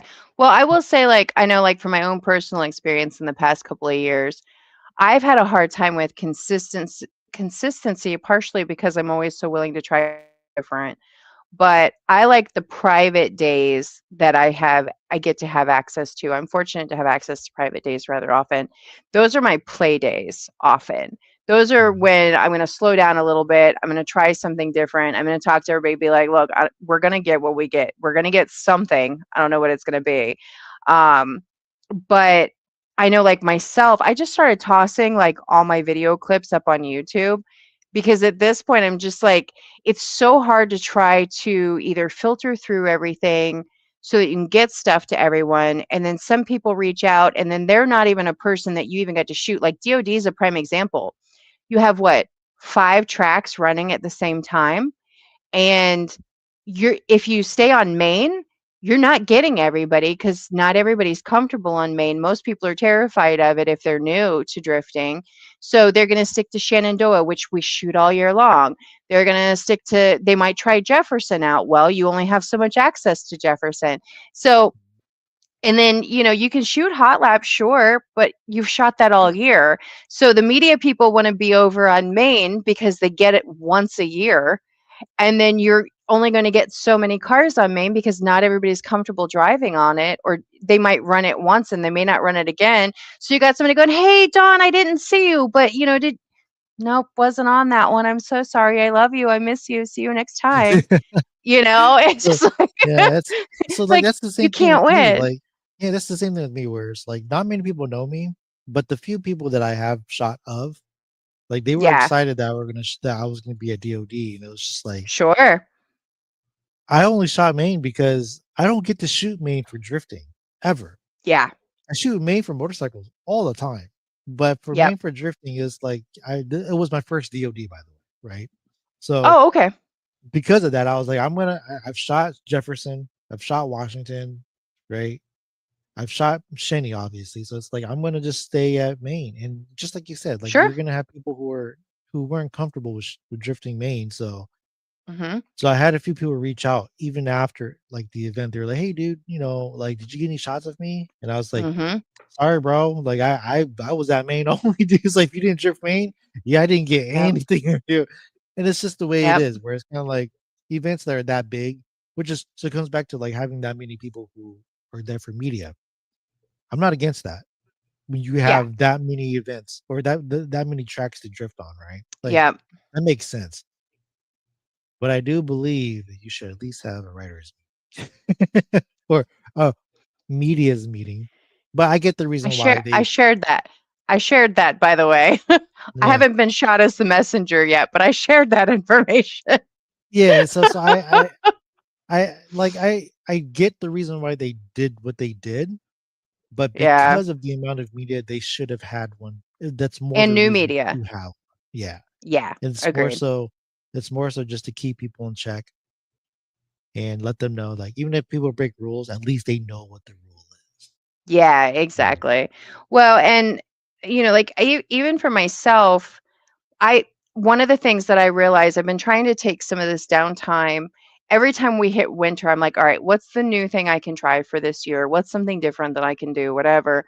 And I realized when I started looking at my export settings, I've gotten stuck at shooting at like 120 frames because with drifting, you always want to be able to slow your footage down at some point, right? Because very often everybody loves the slow mo stuff. And I'm like, but how often do I actually do slow mo stuff? Because I'm tired of looking at slow mo stuff because that's what everybody puts out on social media. I get tired of looking at it. So I just don't really contribute to it that often, just occasionally. Um, so I think I'm going to try the cinematic route a little bit more this year, but I suck at it. So that's actually why I messaged Paul earlier because I wanted to pick his brain. I want to try to do like a little bit more like documentary this year, I think, versus just Mhm. going to shoot everything. I want to be a little bit more intentional or more like vlog or documentary style. And I think that's the biggest thing sometimes with this media stuff is it's really easy to become the bulk photographer or the bulk video person, and that's all you do is you shoot everything you can, hoping that somebody will pay you for it. And I didn't promote myself for DoD this round because the van ate a deer, and then I was trying to get all that sorted out, and I got it sorted out all right before DoD so that I could show up. So I didn't go, "Hey guys, book me ahead of time," like I normally would have. So my approach to Drift Nirvana this year was just, or DOD, I should say, not Drift Nirvana, but my approach to DOD this year was just, I'm going to go have fun with my friends. We're going to see what I get. We're going to get what we get, and then I'll put something out. I don't know what that something's going to be, but it's going to be something. Um, versus shoot, shoot, shoot, shoot, shoot, and then talk to everybody after. So sometimes it's better to just approach things like that. So Yeah, there's one thing that I should also bring up is like sometimes the the the monetary value to your effort and the time is not worth it. It's yeah, better to just have fun sometimes, and then the monetary stuff that comes comes along with eventually. it Yeah, is like whether how much it is worth it afterwards, right? I yeah. can't tell you how many times I've been offered to be flown out to go cover like a Motor America round for like a specific team. And I just don't want to do it because it's like the trouble that I have to go through, the amount of money that they're willing to pay, which isn't like it's not like it's like chump change. but it's also Yeah, not enough where it's like if I have to be gone for this amount of days, I have to do all this. I have to go through, traveling and stuff. I'd rather just right. go to Summit Point and shoot a track day. It's you know what I mean? It's Yeah, like I live sure. close enough, and I might, I'll make a certain amount of money, and it's like it'll cancel out, right? But Yeah, in regards to what you just said too, it's just like you just, you know, kind of just it is what it is. Like just don't, yeah, like just enjoy yourself sometimes. Like sure. Well, I think that and that's what the I've learned from it. Mhm. Good. Sorry, I didn't mean to interrupt Oh, you. no, I was just gonna say in regards to like how to film and stuff, like the 120 frames, like be intentional. Like if you know that you want something for slow mo, film at 120.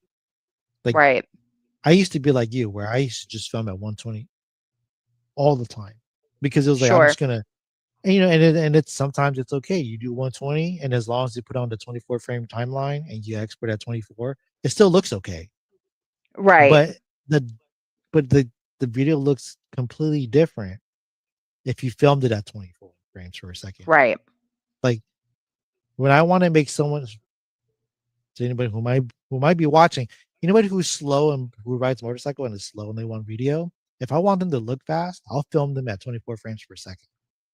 They look Okay. fast no matter what. Even Right, drifting, like it looks there's that cinematic look to it, right? I don't want to use the term right. cinematic because that's just so overblown, but it Agreed. has a very specific look to it when you film any drifting, any motion, like motorsports at 24 frames. It's completely different. Yeah. But if you had intentions of doing slow mo, you're not going to be able to do slow mo. So it's kind of like you have to No. be intentional, right? And that's Yeah. where that's where like the biggest thing comes from is like definitely that where the thing that you want to try to do more to improve on.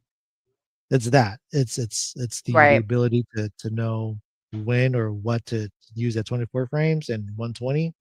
It looks completely different, and they in that 24 frames when you nail that shot, it looks real good. I can't Yeah. I don't know. It's hard to tell people because some people can't tell the difference between them, but I can. Yeah. It's so obvious and it looks real good.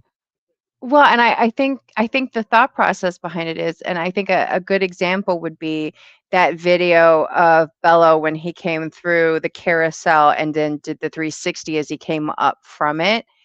If Mhm. I hadn't shot that at 120, I couldn't have slowed that down to show everybody Exactly. what he actually did. And it's Mhm. not like I have that opportunity every time or every time somebody drifts there. So I think that's why it's been kind of the general rule of thumb is like, probably going to want to slow something down. But what I realized was I was shooting at 120. I was exporting at, I think it was 30 frames per second. But I always feel like my footage just looks grainy no matter how I do anything. Like to me, it just looks muddy no matter what I'm doing. Now, whether that's because I'm doing something in edit, whether that's my export, whatever it is, just never like the output of my video eventually when I shoot for my main camera. When I'm using like Mhm. the action cameras and stuff, like they do all the work for me truly. Like there's not a hell of a lot I have to do to that footage, which is one of the reasons I like the action cameras. But when I shoot with the Nikon, sometimes I'm like, "Oh, I really love this." And other times I'm like, "God, why does this look like ass?" I'm just like, "What do I need to do differently?" Well, I think and so obviously there's a combination of things that it could Yeah. be right, but I think the other thing is also just knowing that like it doesn't look as good as I want it to, right? Yeah. Yeah. And I think that's what matters too is being able to accept that this isn't up to my standards. And even though Right. the shot itself might look good, still a shot that you got, which is already Yeah. amazing. But it's knowing that deep down inside you're not satisfied with it. Like Right. whether it be the quality itself, the shot itself, it's knowing that makes the biggest difference. Which unfortunately a lot of people don't have the ability of knowing. That's fair. Well, it kind of goes back to what you were saying before about, like starting shooting weddings and then deciding that, you're going to do like motorsports. I shot people before I got to motorsports, and I always say my people That's right. photography is better You than my did portraits and motorsports stuff. photography. Right, right, right. And I did underwater as well too, which is still one Mhm. of my favorite things to do. And that I like, I think, because I like the challenge in editing. But when you're editing photo versus editing video, the tools, they sound the same, but they don't function the same. Masking is very different in video Mhm. than it is when you have that one flat photo that you get to work with and you can move around and all the fun things. Um, but something that you said about lighting, I hate lighting with a passion. And I Same. learned that very early on in doing portraits. I was like, can I just have sunlight? Like, can we just have that? Like, I like that. And they're like, oh, you just don't know lighting. I was like, no, it's not that. I can use it. I've used it and I understand why you like it, but I fucking hate it. And like, I want to be in the space where the sun is. Can we go there? So I'm the And same. I just like lighting a lot. Like yeah, I hate it with a just like passion. the whole like soft boxes, you're bouncing lighting off all this. I'm like, nah, I'm good. Mhm. I'd rather just do natural lighting and Yeah. deal with that. Yeah, 100%. And I think it goes back to kind of what we're talking about, like on not return on investment, but return on time. I think sometimes when you get to fidgeting with the lighting and like changing it up and reminding your model that they need to face the light or whatever it is that you're looking for, I think when you're constantly fiddling with that, like it's just detracting from the fact that you could keep moving through the process instead of constantly rearranging where if you're dealing with sunlight, you just have to rearrange their body. You know what I mean? Because you know where your Yeah, light source is at that yeah, point. yeah. Are you dealing with shadows as well too? Which is sometimes the thing that I forget even at the track sometimes is I have a spot that I might like and I go, "Oh, this is the wrong time of day for this spot." And then I'm like, "All right, where do I actually need to be for where the sunlight is right now?" And that took a minute to learn as well too. I'm like, "Ah, I can't even take the shadow out of this and like not make it look like it sucks or it doesn't suck." I was just talking to Dan Danimal. I was talking to him the other day about his polarizer because the first DoD that I did, it was such a shit weekend for me that weekend, but I learned that my lens didn't like stacked filters. I didn't like filters at all. I Mhm. haven't tried just a polarizer, but I had the ND and the polarizer, and Okay. my autofocus was trash, and I was getting so frustrated with it. And then it took me a minute. And I went, wait a minute. I took the filter off, and guess what was fine. The autofocus was fine. Yeah. Um, I want to play with manual focus a little bit more intentionally this year. I think too, because I haven't really done that. I've really like let the camera do things because we're always kind of on the go. Again, it's that next thing, next Right, thing, next right, thing, right. next thing.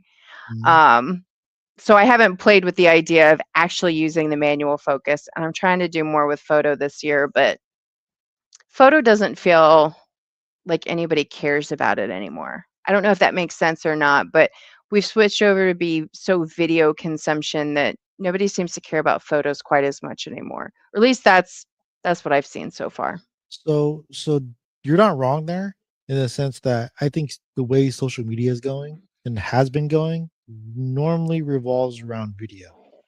Photos Mhm. still get a lot of love though, but photos have become a thing where it's like the photo itself has to be a banger. And Yeah. because of Agreed. that, it's also presented like this weird like expectation that Mhm. media thinks that they need to do, and that's the only thing that they think they need to do. Sure. Where you might have media people where like I'm not saying that you shouldn't get a banger. I'm talking about yeah, you should get a banger, but at the same time, Sure. like photos wise, it should be more than like a couple bangers of someone, and that's it. I'm not Right. saying that you need to shoot like 60 photos of one person, but it's not just one banger of one person and calling it a day. That's not how media makes their money. Right. It's not Right. right. It's not like there's a lot of misconception there, right? Like that might be the case, right? If you're shooting for a team, they might only want a few bangers, but they're gonna ask for a lot of bangers so that they can choose out of Yeah. all those bangers. It gets complicated in that sense, right? But I feel like a lot of people who are trying to make it big, they think that it's just like you show up to the event, shoot like four really good photos, and you call it a day. No, not even close. Right. I Right? always overshoot, and I know I overshoot I just for the I do simple the fact same that thing. especially if you're doing panning shots, if you don't overshoot, you're gonna be lucky if you have one photo. You know what I mean? And then go ahead. I was gonna say, speaking of panning shots, anybody who is listening, right?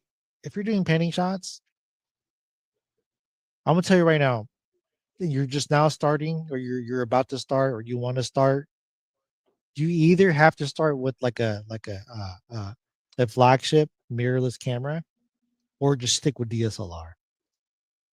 Until then, don't don't start with like a Z50 trying to shoot photos, or like a or like a you know just either needs to be a flagship or it needs to be a DSLR, because blackout is real, and the difference between a blackout, the experiencing blackout is like you're tracking something.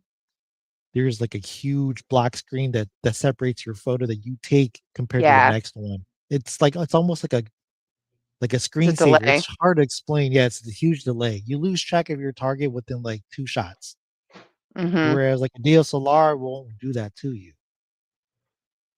Mirrorless nowadays is just the only difference is they can handle video stuff a lot better, especially if you're on Right. Nikon, because Nikon was trash with video. And speaking of Nikon, we're both on Nikon, dude, mirrorless right now.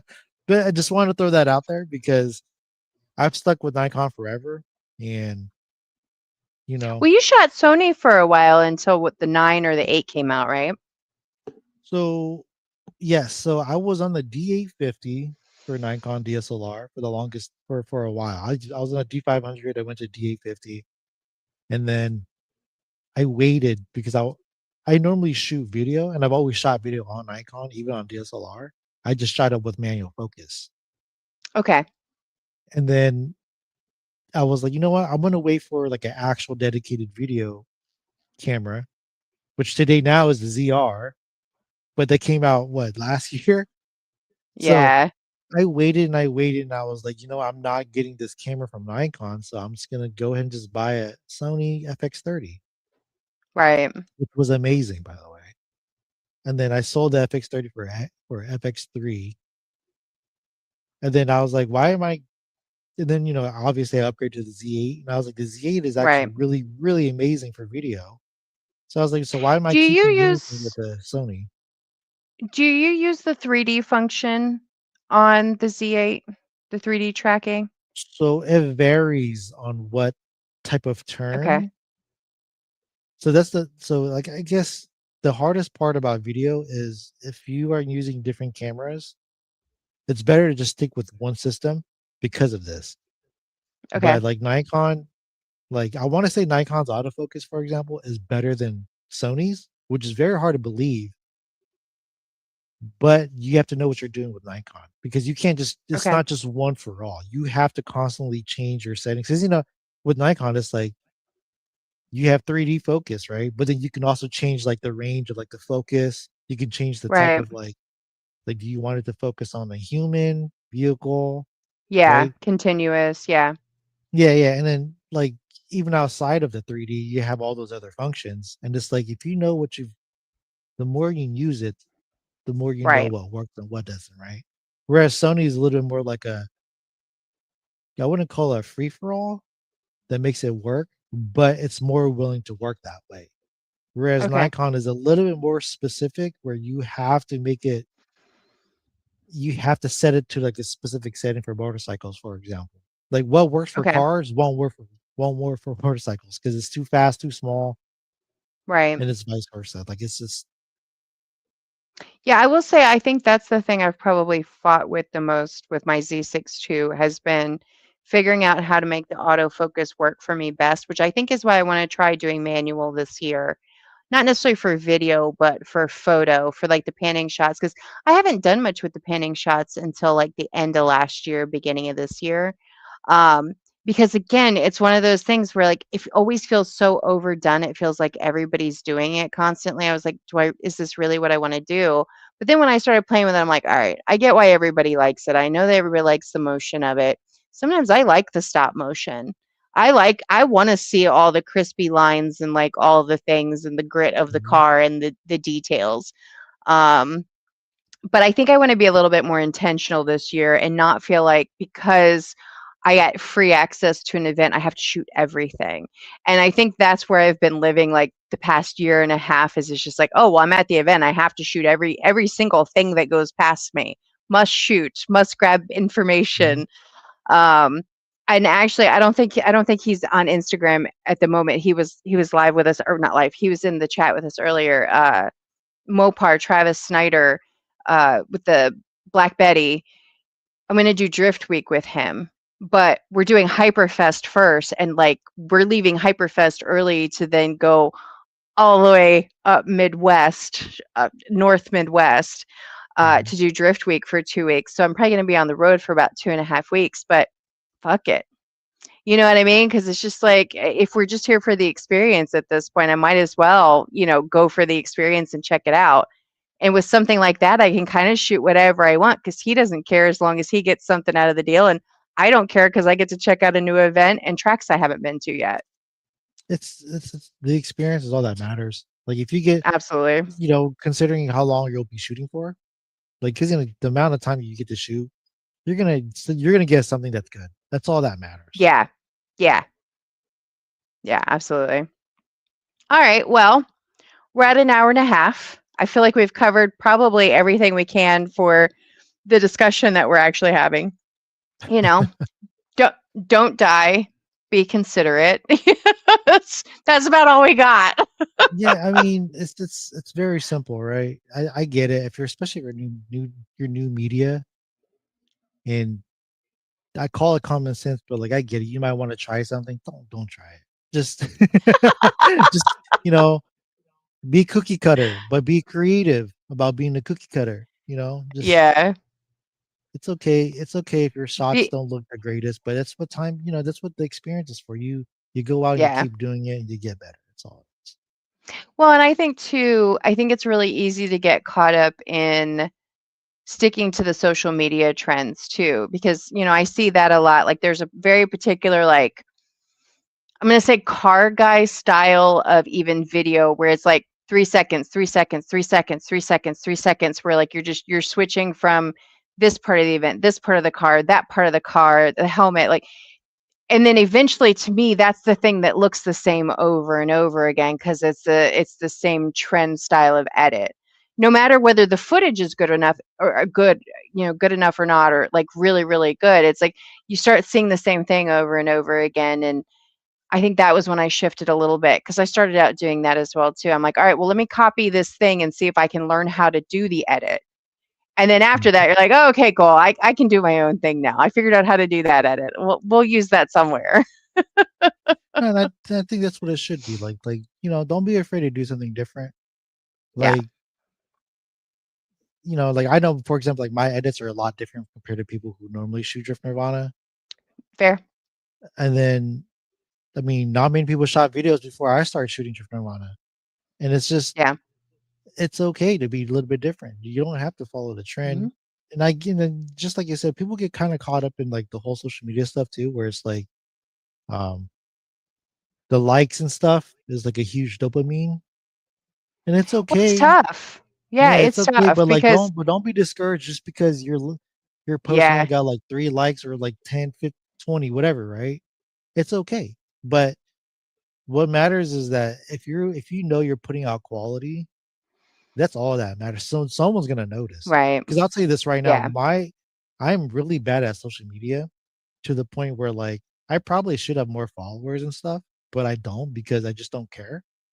And people reach out, you know, Yeah. and I'm not saying that I'm the greatest, but I do know that I do have stuff that is decent.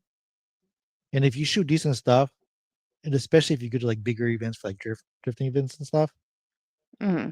there's more opportunities in drifting than there is for motorcycles. I'll tell you that right now. That's fair. Like sure, it's more saturated, but if your stuff stands out more, you're gonna be noticed more. You know. One of the things I have found interesting is that the media is across all spaces, including a lot of media people, even in FD, they don't get paid.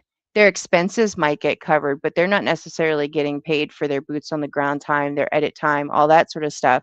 And people will take that opportunity because they hope that that opportunity leads them to a different opportunity regardless of whether they get paid or not.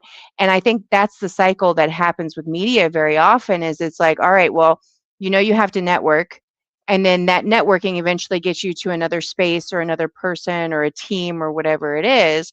And some things are funded well enough that they can afford to have media people. Some things are just getting off the ground, so they're doing the collaborative thing, or just expenses are being covered. And I think it's a tough lesson to learn when you see it in the thing that's supposed to be the bigger thing. Like if you're seeing it there, then you're like, what's the point? And I think that's why we see such turnover a lot of times is that the sport doesn't necessarily support the thing that it needs to make sure that people know the sport exists. It's very odd. That's why I said it's Well, so convoluted sometimes what I see. I want to say that's the case because there's such a huge saturation of Mhm. media. So it's like even if you're the photographer, if you're like the main photographer or one of the main ones, and someone's shooting as a spectator, and that one spectator is just so happens to be like a beast, and he's Mhm. posting stuff for free, and he's willing to give teams like, oh, this photo you can have, Mhm. it's fine, like you can share, you can use it Yeah. for commercial. Then why would anybody care about your work if this person's stuff is better or just as good Yeah. and it's free? And Yeah. that's where when I tell people like if you want to get good and you are focused on getting good, that's all that matters. Like don't let other people encourage you. And by the way, since I'm on this topic of being good and stuff, don't be afraid to admire other media people and don't dislike them because of it. Just because they're Yeah. competition doesn't mean that you have to dislike them. Yeah. It is so weird that some of like the drama that comes from media because one person's beefing with the other because of some weird reason. Don't do that. Just like for example, when people call me a professional photographer, I don't even consider myself a professional because the term professional to me is not whether I make money or not. Right. The term professional is the type of quality that they're producing. Like I have some really good friends who are way better than me. And it's like, how could I call myself the professional Right. if their stuff is so much better than mine?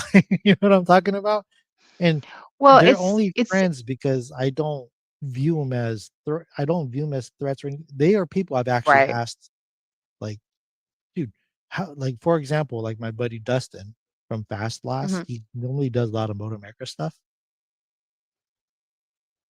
When I first got into Sony's system, I asked him what his autofocus settings were because I was like, I don't understand Right. any of this, right? Kind of like how you're Yeah. asking me like what autofocus stuff. I was like, he was like, this is how you do it, blah blah blah blah blah. He's like, well, obviously you have to go out and test it out until you figure it out to see what it does.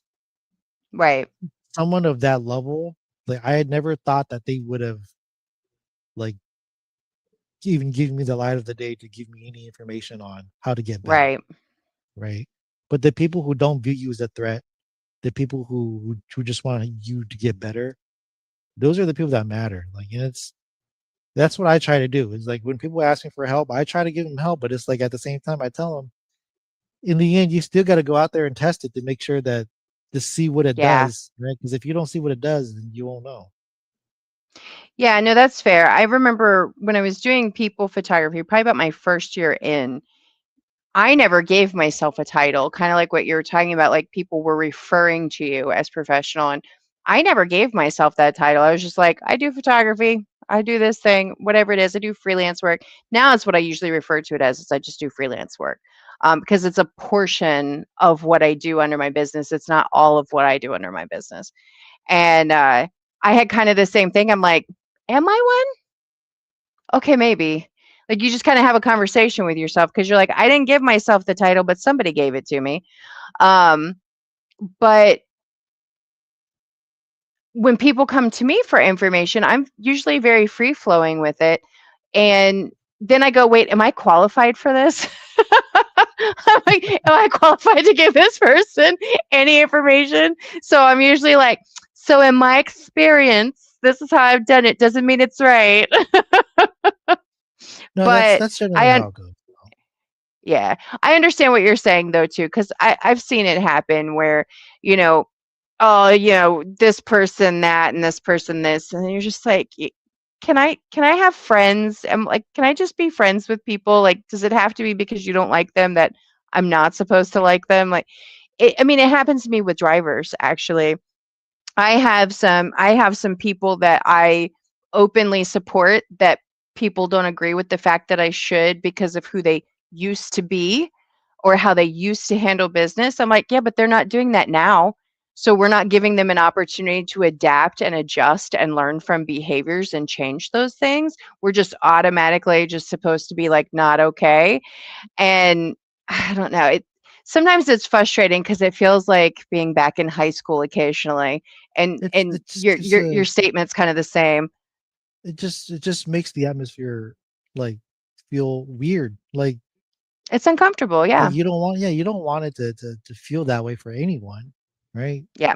Because like if you're a mutual friend and this other person is like a someone that you may not like, but that I like, then I feel weird, right? It's like, what's going on? Yeah. And it's like just don't do that. And that's the whole point of media is the drifting media, especially in certain areas, right? Like northeastern Mhm. areas and southeast.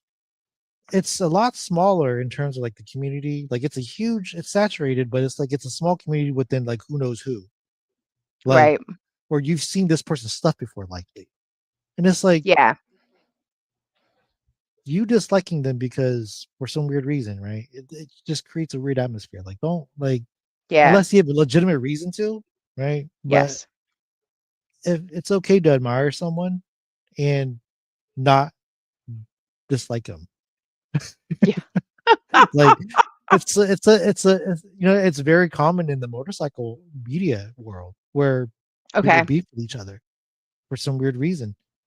Hmm. And it's just weird. It's a weird thing. And it's like just if you like their stuff, get to know them, get to talk to them.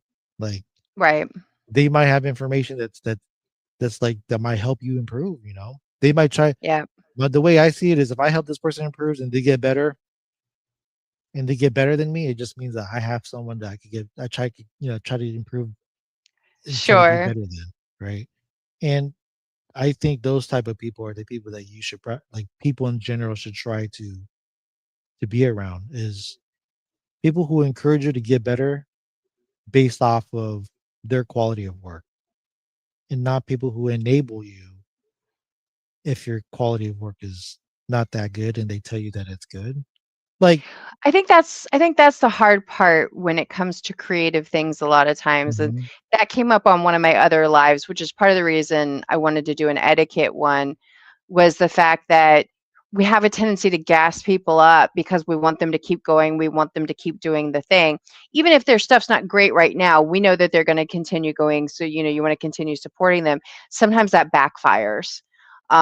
If you're not if it's just like, "Oh, yeah, that's awesome," that's one thing, but, like, really gassing something up or really overinflating how great something is, when maybe it's just good, maybe it's not good. And that's what we've seen a lot here lately is stuff's really not that good, but we're like people are really, really encouraging and supporting it. And then other people are going, should we be doing that? And then we're like, wait, is it our place to say anything? It's not really. This has nothing to do with us. But then at the same time, it's like, does this affect us? I feel like this affects us. so You know this what is I going to be mean? that is 1% true. This is going to be very controversial, but I'm going to say it anyways because I'm going to Okay, be transparent about it. do it. They say that there's no wrong or right way of creating art, right? Sure. Which I 100% agree. However, there is a good and a bad way. Fair. So in this particular case, where like you're hyping other people up, like let's say like for example, like if we'll use Don Campbell because I've known Don for a while. If he does something that's like really bad, I'll let him know. Yeah. And it's more so because like I know what Don is capable of. I've seen his work, Yep. and it's like I won't let him do it. Like for example, like if he posts stuff on Azra, like on Instagram, that I don't think that looks good, he's not getting in collaboration. Yeah, but I think you guys have enough of a working relationship that he knows and he understands. That's why I'm so big on transparency. I would Right, much right. rather be honest with somebody, and I think that's valued a little bit more. I just think people are afraid to do it. No, no, no. You're not wrong there. Like because when you are the person who's trying to be more transparent, it comes off as like being I'm an like a asshole. punk. You're an asshole. You're a punk. I'm an You're asshole. not respectful. Right? And it's like sometimes like constructive criticism can come off that way. And Yeah. for example, like what's his name? I don't know his name. I don't even remember his Instagram. Uh it's like WK or is it WD40? He's a photographer. Mm, His stuff has gotten really good this year or this past year. And by really good, I mean like it's light years better than a lot of people who show up to Drip Nirvana. And it's a mhm. huge gap. It's not like it's a little bit better. It's a huge gap, right? And that's stuff that like I like to see.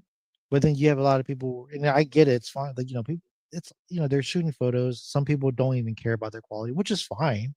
But then there are some Yeah. people who hype their own stuff up and then other people encourage it. And it's just like you said, where I saw part of that live where you guys were talking about like the Mhm. hyping, the hyping and the to some extent that is a little bit too much because you're enabling the person to not Yeah. to accept that their stuff is They're not good. growing. They're not gonna They're grow not because gonna they think grow. it's already fine. Yeah. Yeah. And that's the hardest part is the person themselves able to distinguish if their stuff is actually a decent Right. quality or not. And that's where I was saying like the best quality to being a photographer is being humble about your own work. Because Yeah. if you're humble about your own work, your stuff will get good and it'll get good fast. Whereas like if you are around people who might enable you a little bit, it might take a while before your stuff starts to get a little bit better, if at all. Right. Yeah. And it's hard because you don't want to be that person. You don't want to be that mean or like some like where you come off Yeah. mean, right? Like I have a friend, her name is Faith.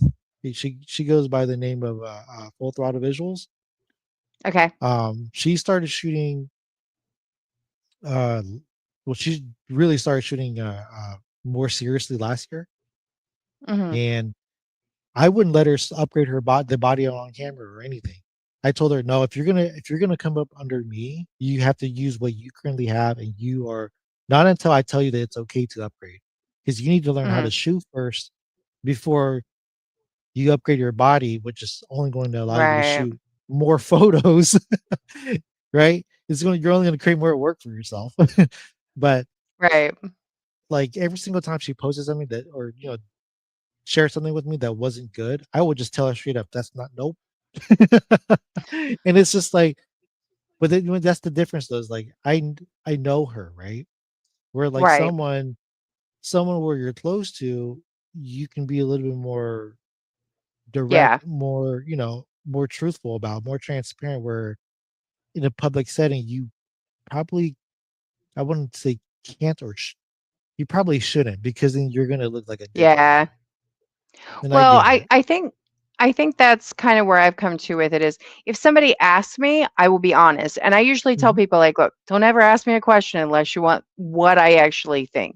Um, and interestingly enough, that's always gone over well because I think people appreciate the fact that you're just letting them know out the gate. But I don't think I would really go to somebody and be like, oh my God, this is awful. Like, I don't think I would do that. But if somebody actually asked me a direct Mhm. question about something, I'm going to be honest about it. Whether, hey, it's not my speed, but I know other people like it because there's some photos that like I'll see something on Instagram and it'll have like it's like a photo set of like 6 photos and they're all blown out whites or whatever, but there's like 500 people liked it. And I'm like, I don't understand.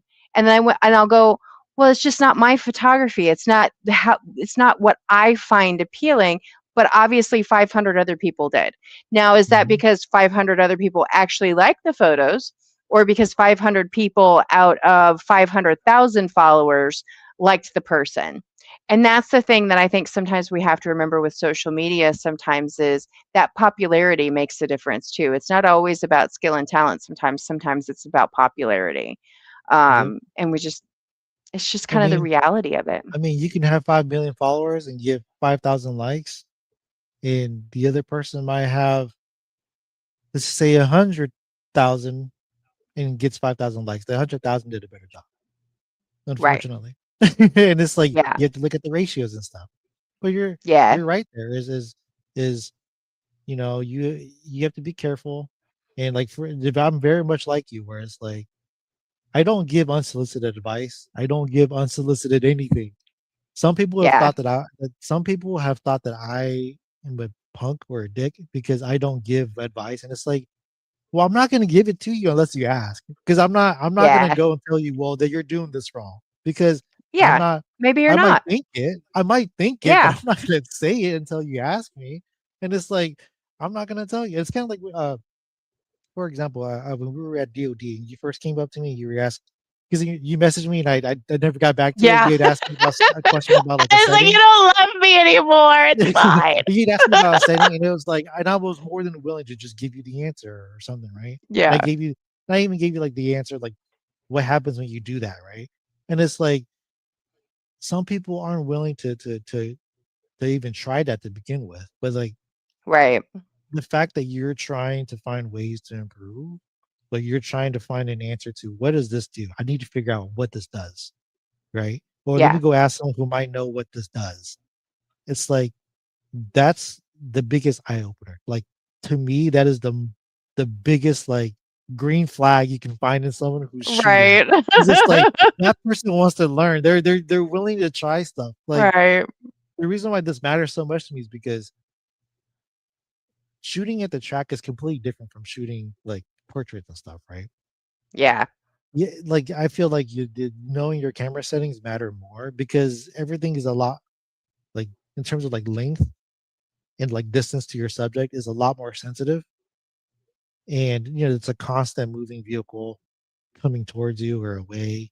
Yeah. And and a lot of people just don't, they want the answer, they don't want to find the answer. Yeah. Well, And and I know that's like for me, I'm always really honest about I'm a vibe girl. So most of the stuff that I do, I shoot it because I'm like, this seems right in the moment. And I'm not a technical girl. Do I know my basics on my technical stuff? Sure.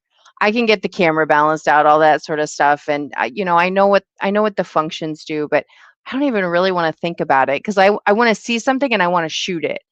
And then I have to remind myself that I have to learn all the technical things because if I don't, then I can't get the thing that I want because I don't know how to do the thing that I want because I haven't learned the technical thing. It's just like the SD card that I mentioned. There was no part of my brain that registered that that could have been the issue with my camera until I had a conversation with somebody else and they and what SD card I had in the camera. And I went, never thought about that. Should have probably, but never even crossed my mind. And what was happening was I was getting an error that said that my recording was interrupted. And then I kept thinking it was getting too hot because I think it started not too long into the summer.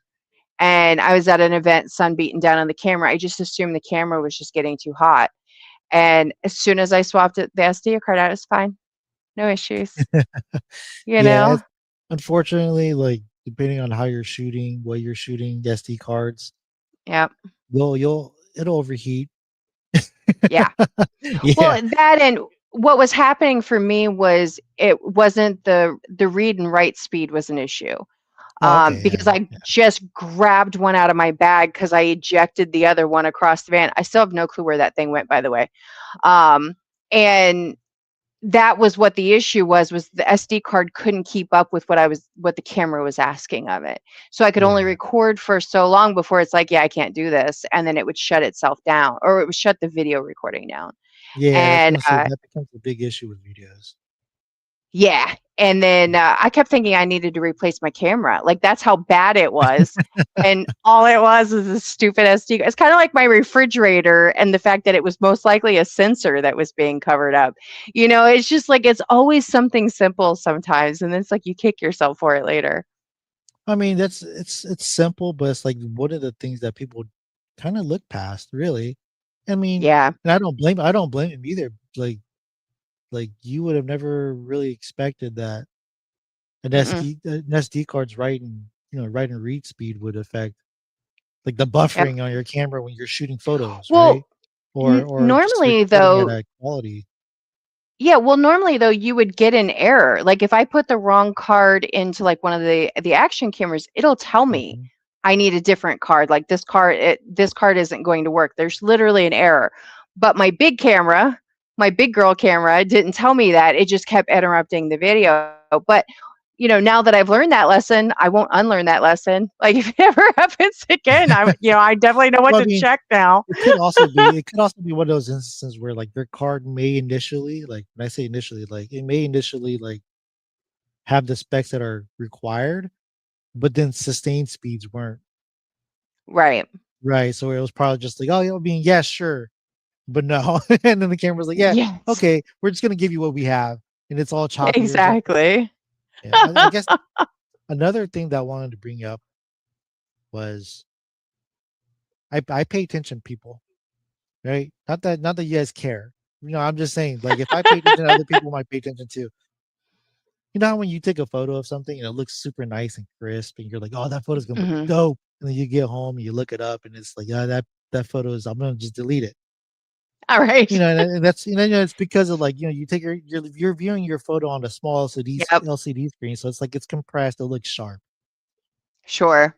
and the people who are viewing their photos and their videos, it's the same thing where likely they're viewing it on their phone nowadays.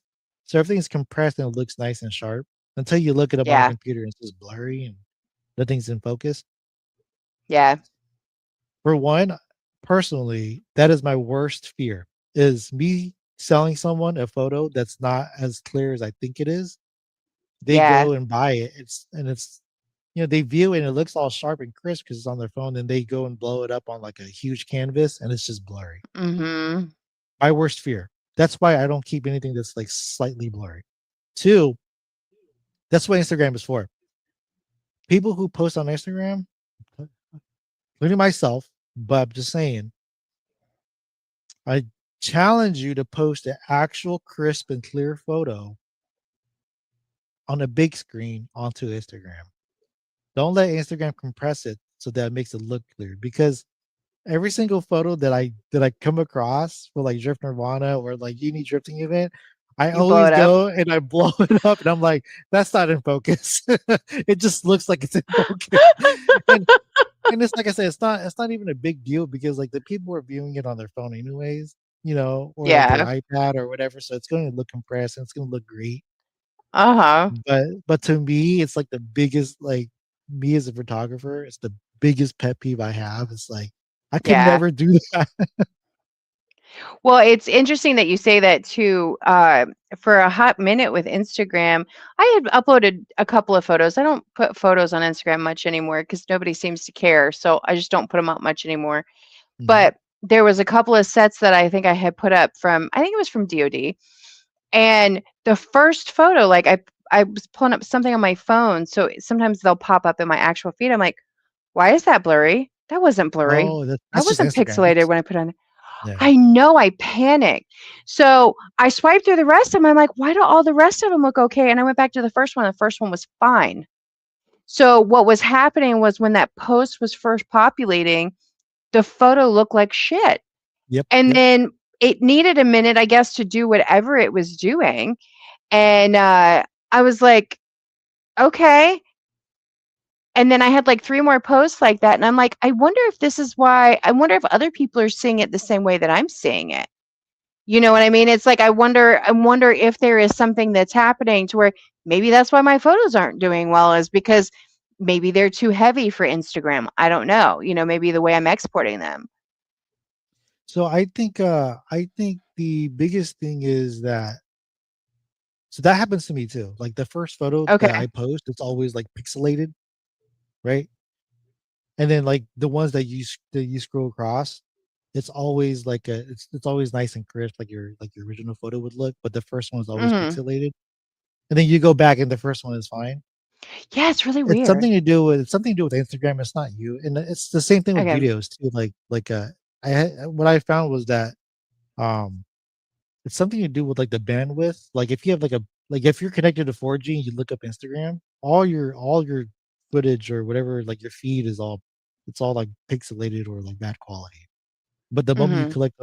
the moment you connect to like Wi-Fi or 5G with a good connection, it's normally good. And that's how normally how it applies to your photos as well when you view them. So that's what I've noticed at least because I've been going through this whole battle of the last 2 years looking for like the best Right. size to like quality to like Yeah. impression so that it doesn't destroy the quality. But then we have that. So Yeah, it is what it is. Social media, unfortunately, is such a big part of what we do, even though most of us dislike it. yeah, I mean that's another thing too. Is like like when you get into social media and stuff like that, and you start to try to go for like the highest quality stuff, then you kind of just jump into like a whole rabbit hole of what's the best export settings for photos Yeah. and videos, and that's a whole mess in itself. So Oh, yeah. I mean, it's like a whole lifetime of like constantly re-researching it because things change so often too. yeah, there One it's way always works for constant a changing. while. Yeah, Mm. exactly. Well, and I think that's a big part of it too, is it's like the whole like adapt or die. Somebody had posted in one of the motorsports groups that I'm in on Facebook, they had posted that they weren't against AI, but they wanted to know like everybody's thoughts on AI and how they felt about it. Do they use it, like that sort of thing? And my response to it was basically like, look, AI is a tool. It is meant to be a tool. It is not meant to be a replacement, and it's not going anywhere. I was like, I think it's going to die down at some point in time. And I think when it does die down, photo will have more value again. Like traditional photography will have value. And I think the value will go up again in some way, shape, or form. But I think the dust has to settle a little bit. My concern for a lot of people is adapt or die. I think a lot of people are going to go, I hate it. I don't want to learn it. And then they're going to age themselves out of workplaces, essentially. So Um, I agree with that actually. Like I view AI as a tool. Like mhm. as long as the AI is not creating the art, Yeah. I'm okay with it. Well, now However, I use AI to create, but I layer. So something that I might not be able to draw graphically, I may want a piece of it to go in with something else so that I can build the bigger thing because I'm not that talented. You know what I mm, mean? Like I no, can I'm use just my saying like photo sometimes. I'm just saying more Good. like if you wanted to create something from scratch, like blank. Whereas like if you're using AI to edit something, whereas I'm okay with that, especially. I mean AI in general, like I don't have a problem with it too Yeah. often, but like kind of like how I normally tell people like with video editing, especially with AI now, like you can mask anything perfectly almost. And Yeah. it's like if you aren't taking advantage of that, I'm sorry to hear because like I get it. Like you could do it manually, but you are if you use AI to do it for you to mask something, for example, you're saving yourself hours of work. Efficiency. Yeah. Yeah, and 100%. it's just like you may not like it, but it's like to you have to adapt to it. Like you don't get left behind just because of that. Like because Yeah. everybody else is gonna start using it.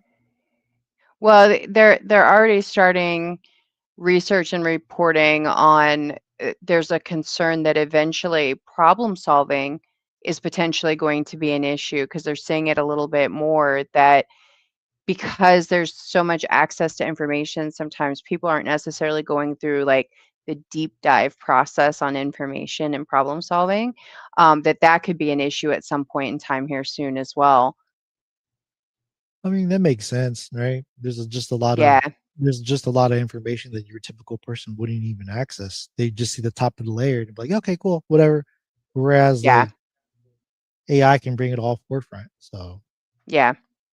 Well, and then, well, actually, while we're talking about that, you use DaVinci for your video edits, correct?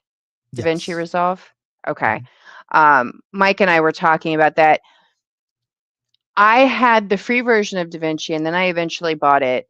I have Adobe Premiere because it's part of my Adobe package. And I use CapCut because it's the most efficient thing that I have been able to find to use. So it's like it all feels like learning a new language sometimes when like you're trying to like learn a new software because they have similarities but there's different nuances and then there's these bigger panels of things to learn and then what do you want to learn and DaVinci doesn't love my computer. I almost need just like that next step up on like RAM and processing. Mm. Um, but it's somewhat manageable, but I can do everything so much faster in CapCut that I haven't taught myself either of the other two, and I really should. I think that's on the So agenda for this year. I think if you don't plan on doing any like big editing or like color grading, then CapCut is probably the best bet, right?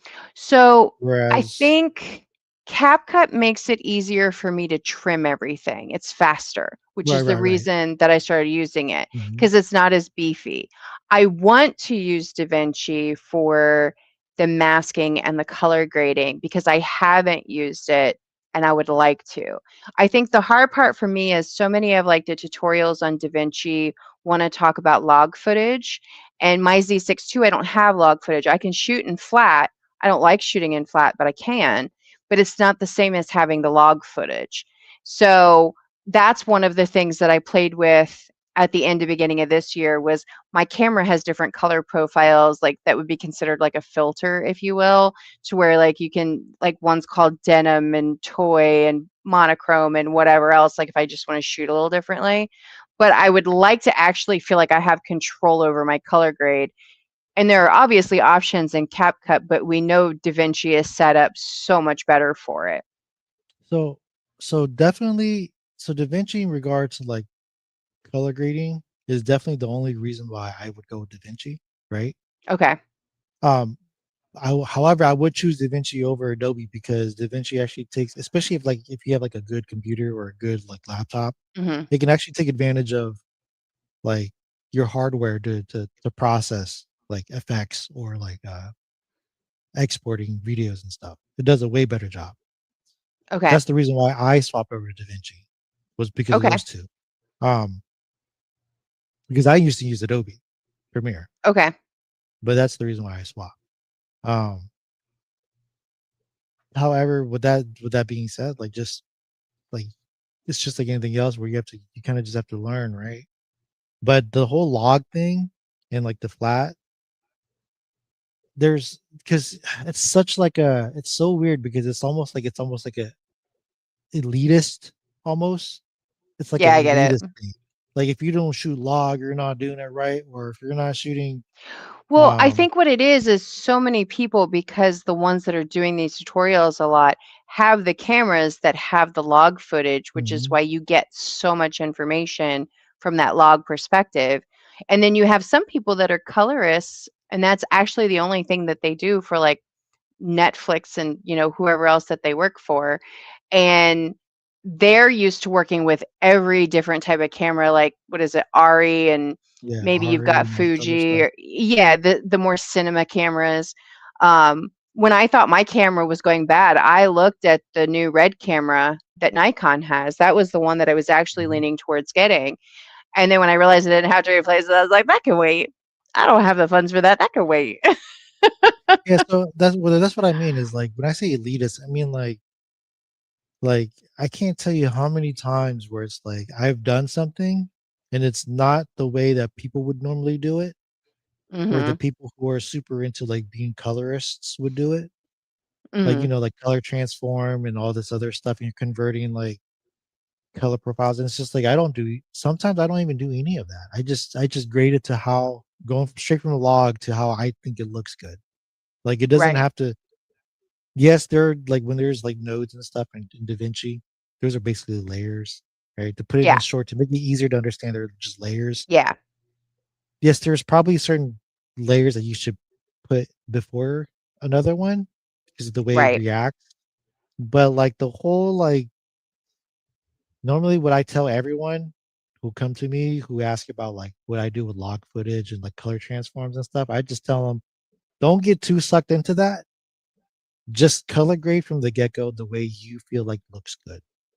Then down Right. the road, if you want to go into that rabbit hole of like color transform and converting this to make it look better, quote unquote, do that Right. afterwards. But like I can't tell you how many times people have came up or people have messaged me and be like, "Oh, dude, what? I see that you're using a Z8. What color transform are you using?" And I would straight up tell them, like, I'm not using one. I'm Right. shooting log and I don't use one. I just and Yeah. it's just intimidating because like you have that color transform and you're thinking to yourself, why does it look like this? And if it's too oversaturated, yeah, just desaturate it and just start from from there. But Right. people feel like it almost seems like if you don't get the color transform right, it's almost as if they teach you that if you don't get it right from the color transform, you're doing it wrong and your footage is going to come out wrong. Don't even worry about that. Right. Just do what you need to do to make it look good to you.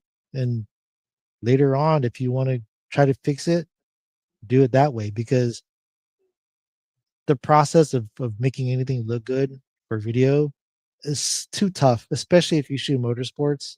Like like for example, when the sun was setting at DOD, that turn 6 by that sign that says throttle down, Yeah. Yeah.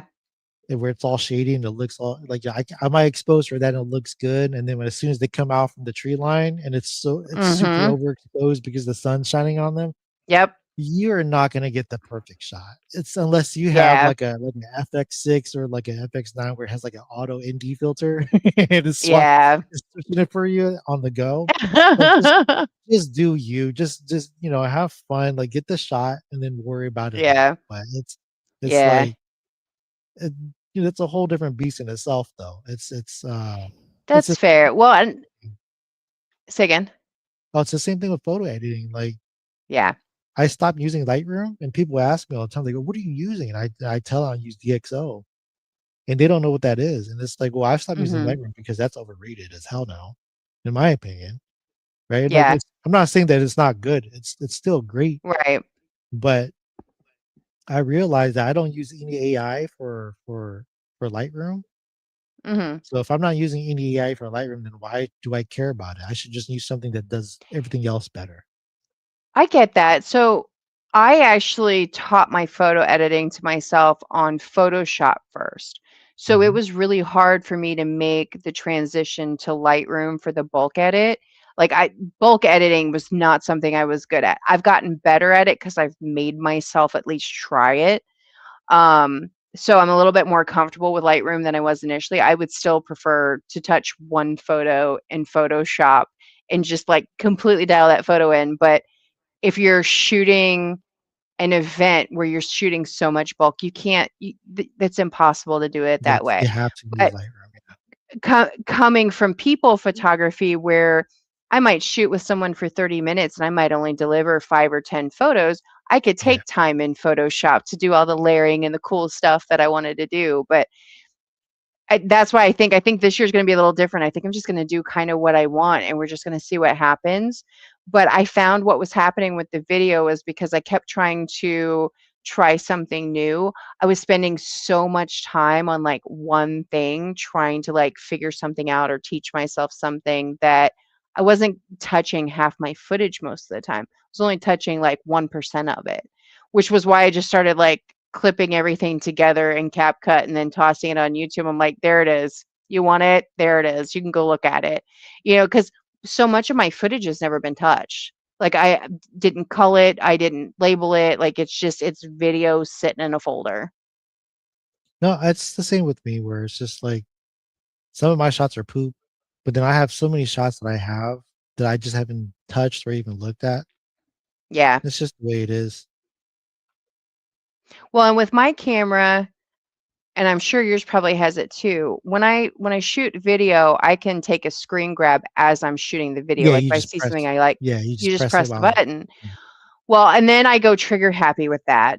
And then I have a shit ton of just JPEG photos that really look like shit. And then I try to make them look like less shit by doing something with the editing. Sometimes they come out okay. If I could if I could dial that in a little bit more, I think I would be content with that because I'm only a one person show, right? So I can't video everything and photograph everything at the same time. So I have to pick one, or I have to pick one I want to swap out. And if I'm not selling the photos, there's no real point in taking the photos. So it's smarter to stick to the video anyway. So there's this constant like internal conversation about what I should or shouldn't do. So what I've started to do is if I decide that I want a photo from a video, I just keep Uh, recording. I don't even take photos from that. And then what I okay. normally do is I bring it into Screen DaVinci, I grab color later. grade it, and then I screen grab. Yeah, that's fair. That's fair. Well, and I've turned it off. I've turned it off and I've Mhm. turned it on a couple of times because if I don't have it on and then I want it, then I'm irritated because I don't have it on and I Yeah, want to it's take better to the just have it photo. on and just not touch it. Right. But then when I have it on, I get too trigger happy and I'm just like, God damn it, Dawn. It's like, find a balance already. Yeah. One day. Now, maybe that's today, but one day. All right. Well, I'm going to let you Uh, go because we've been at this for 2 hours and 15 minutes. yeah. I'm going to end the live. You'll stay in the studio with me, but it'll end over on Instagram and YouTube. All And right, if sounds good. anybody is still out there listening, thank you. If not, if you're watching this later, we appreciate the fact that you checked us out. All Thank you. right, that Thank you. one's Y'all take it easy. off.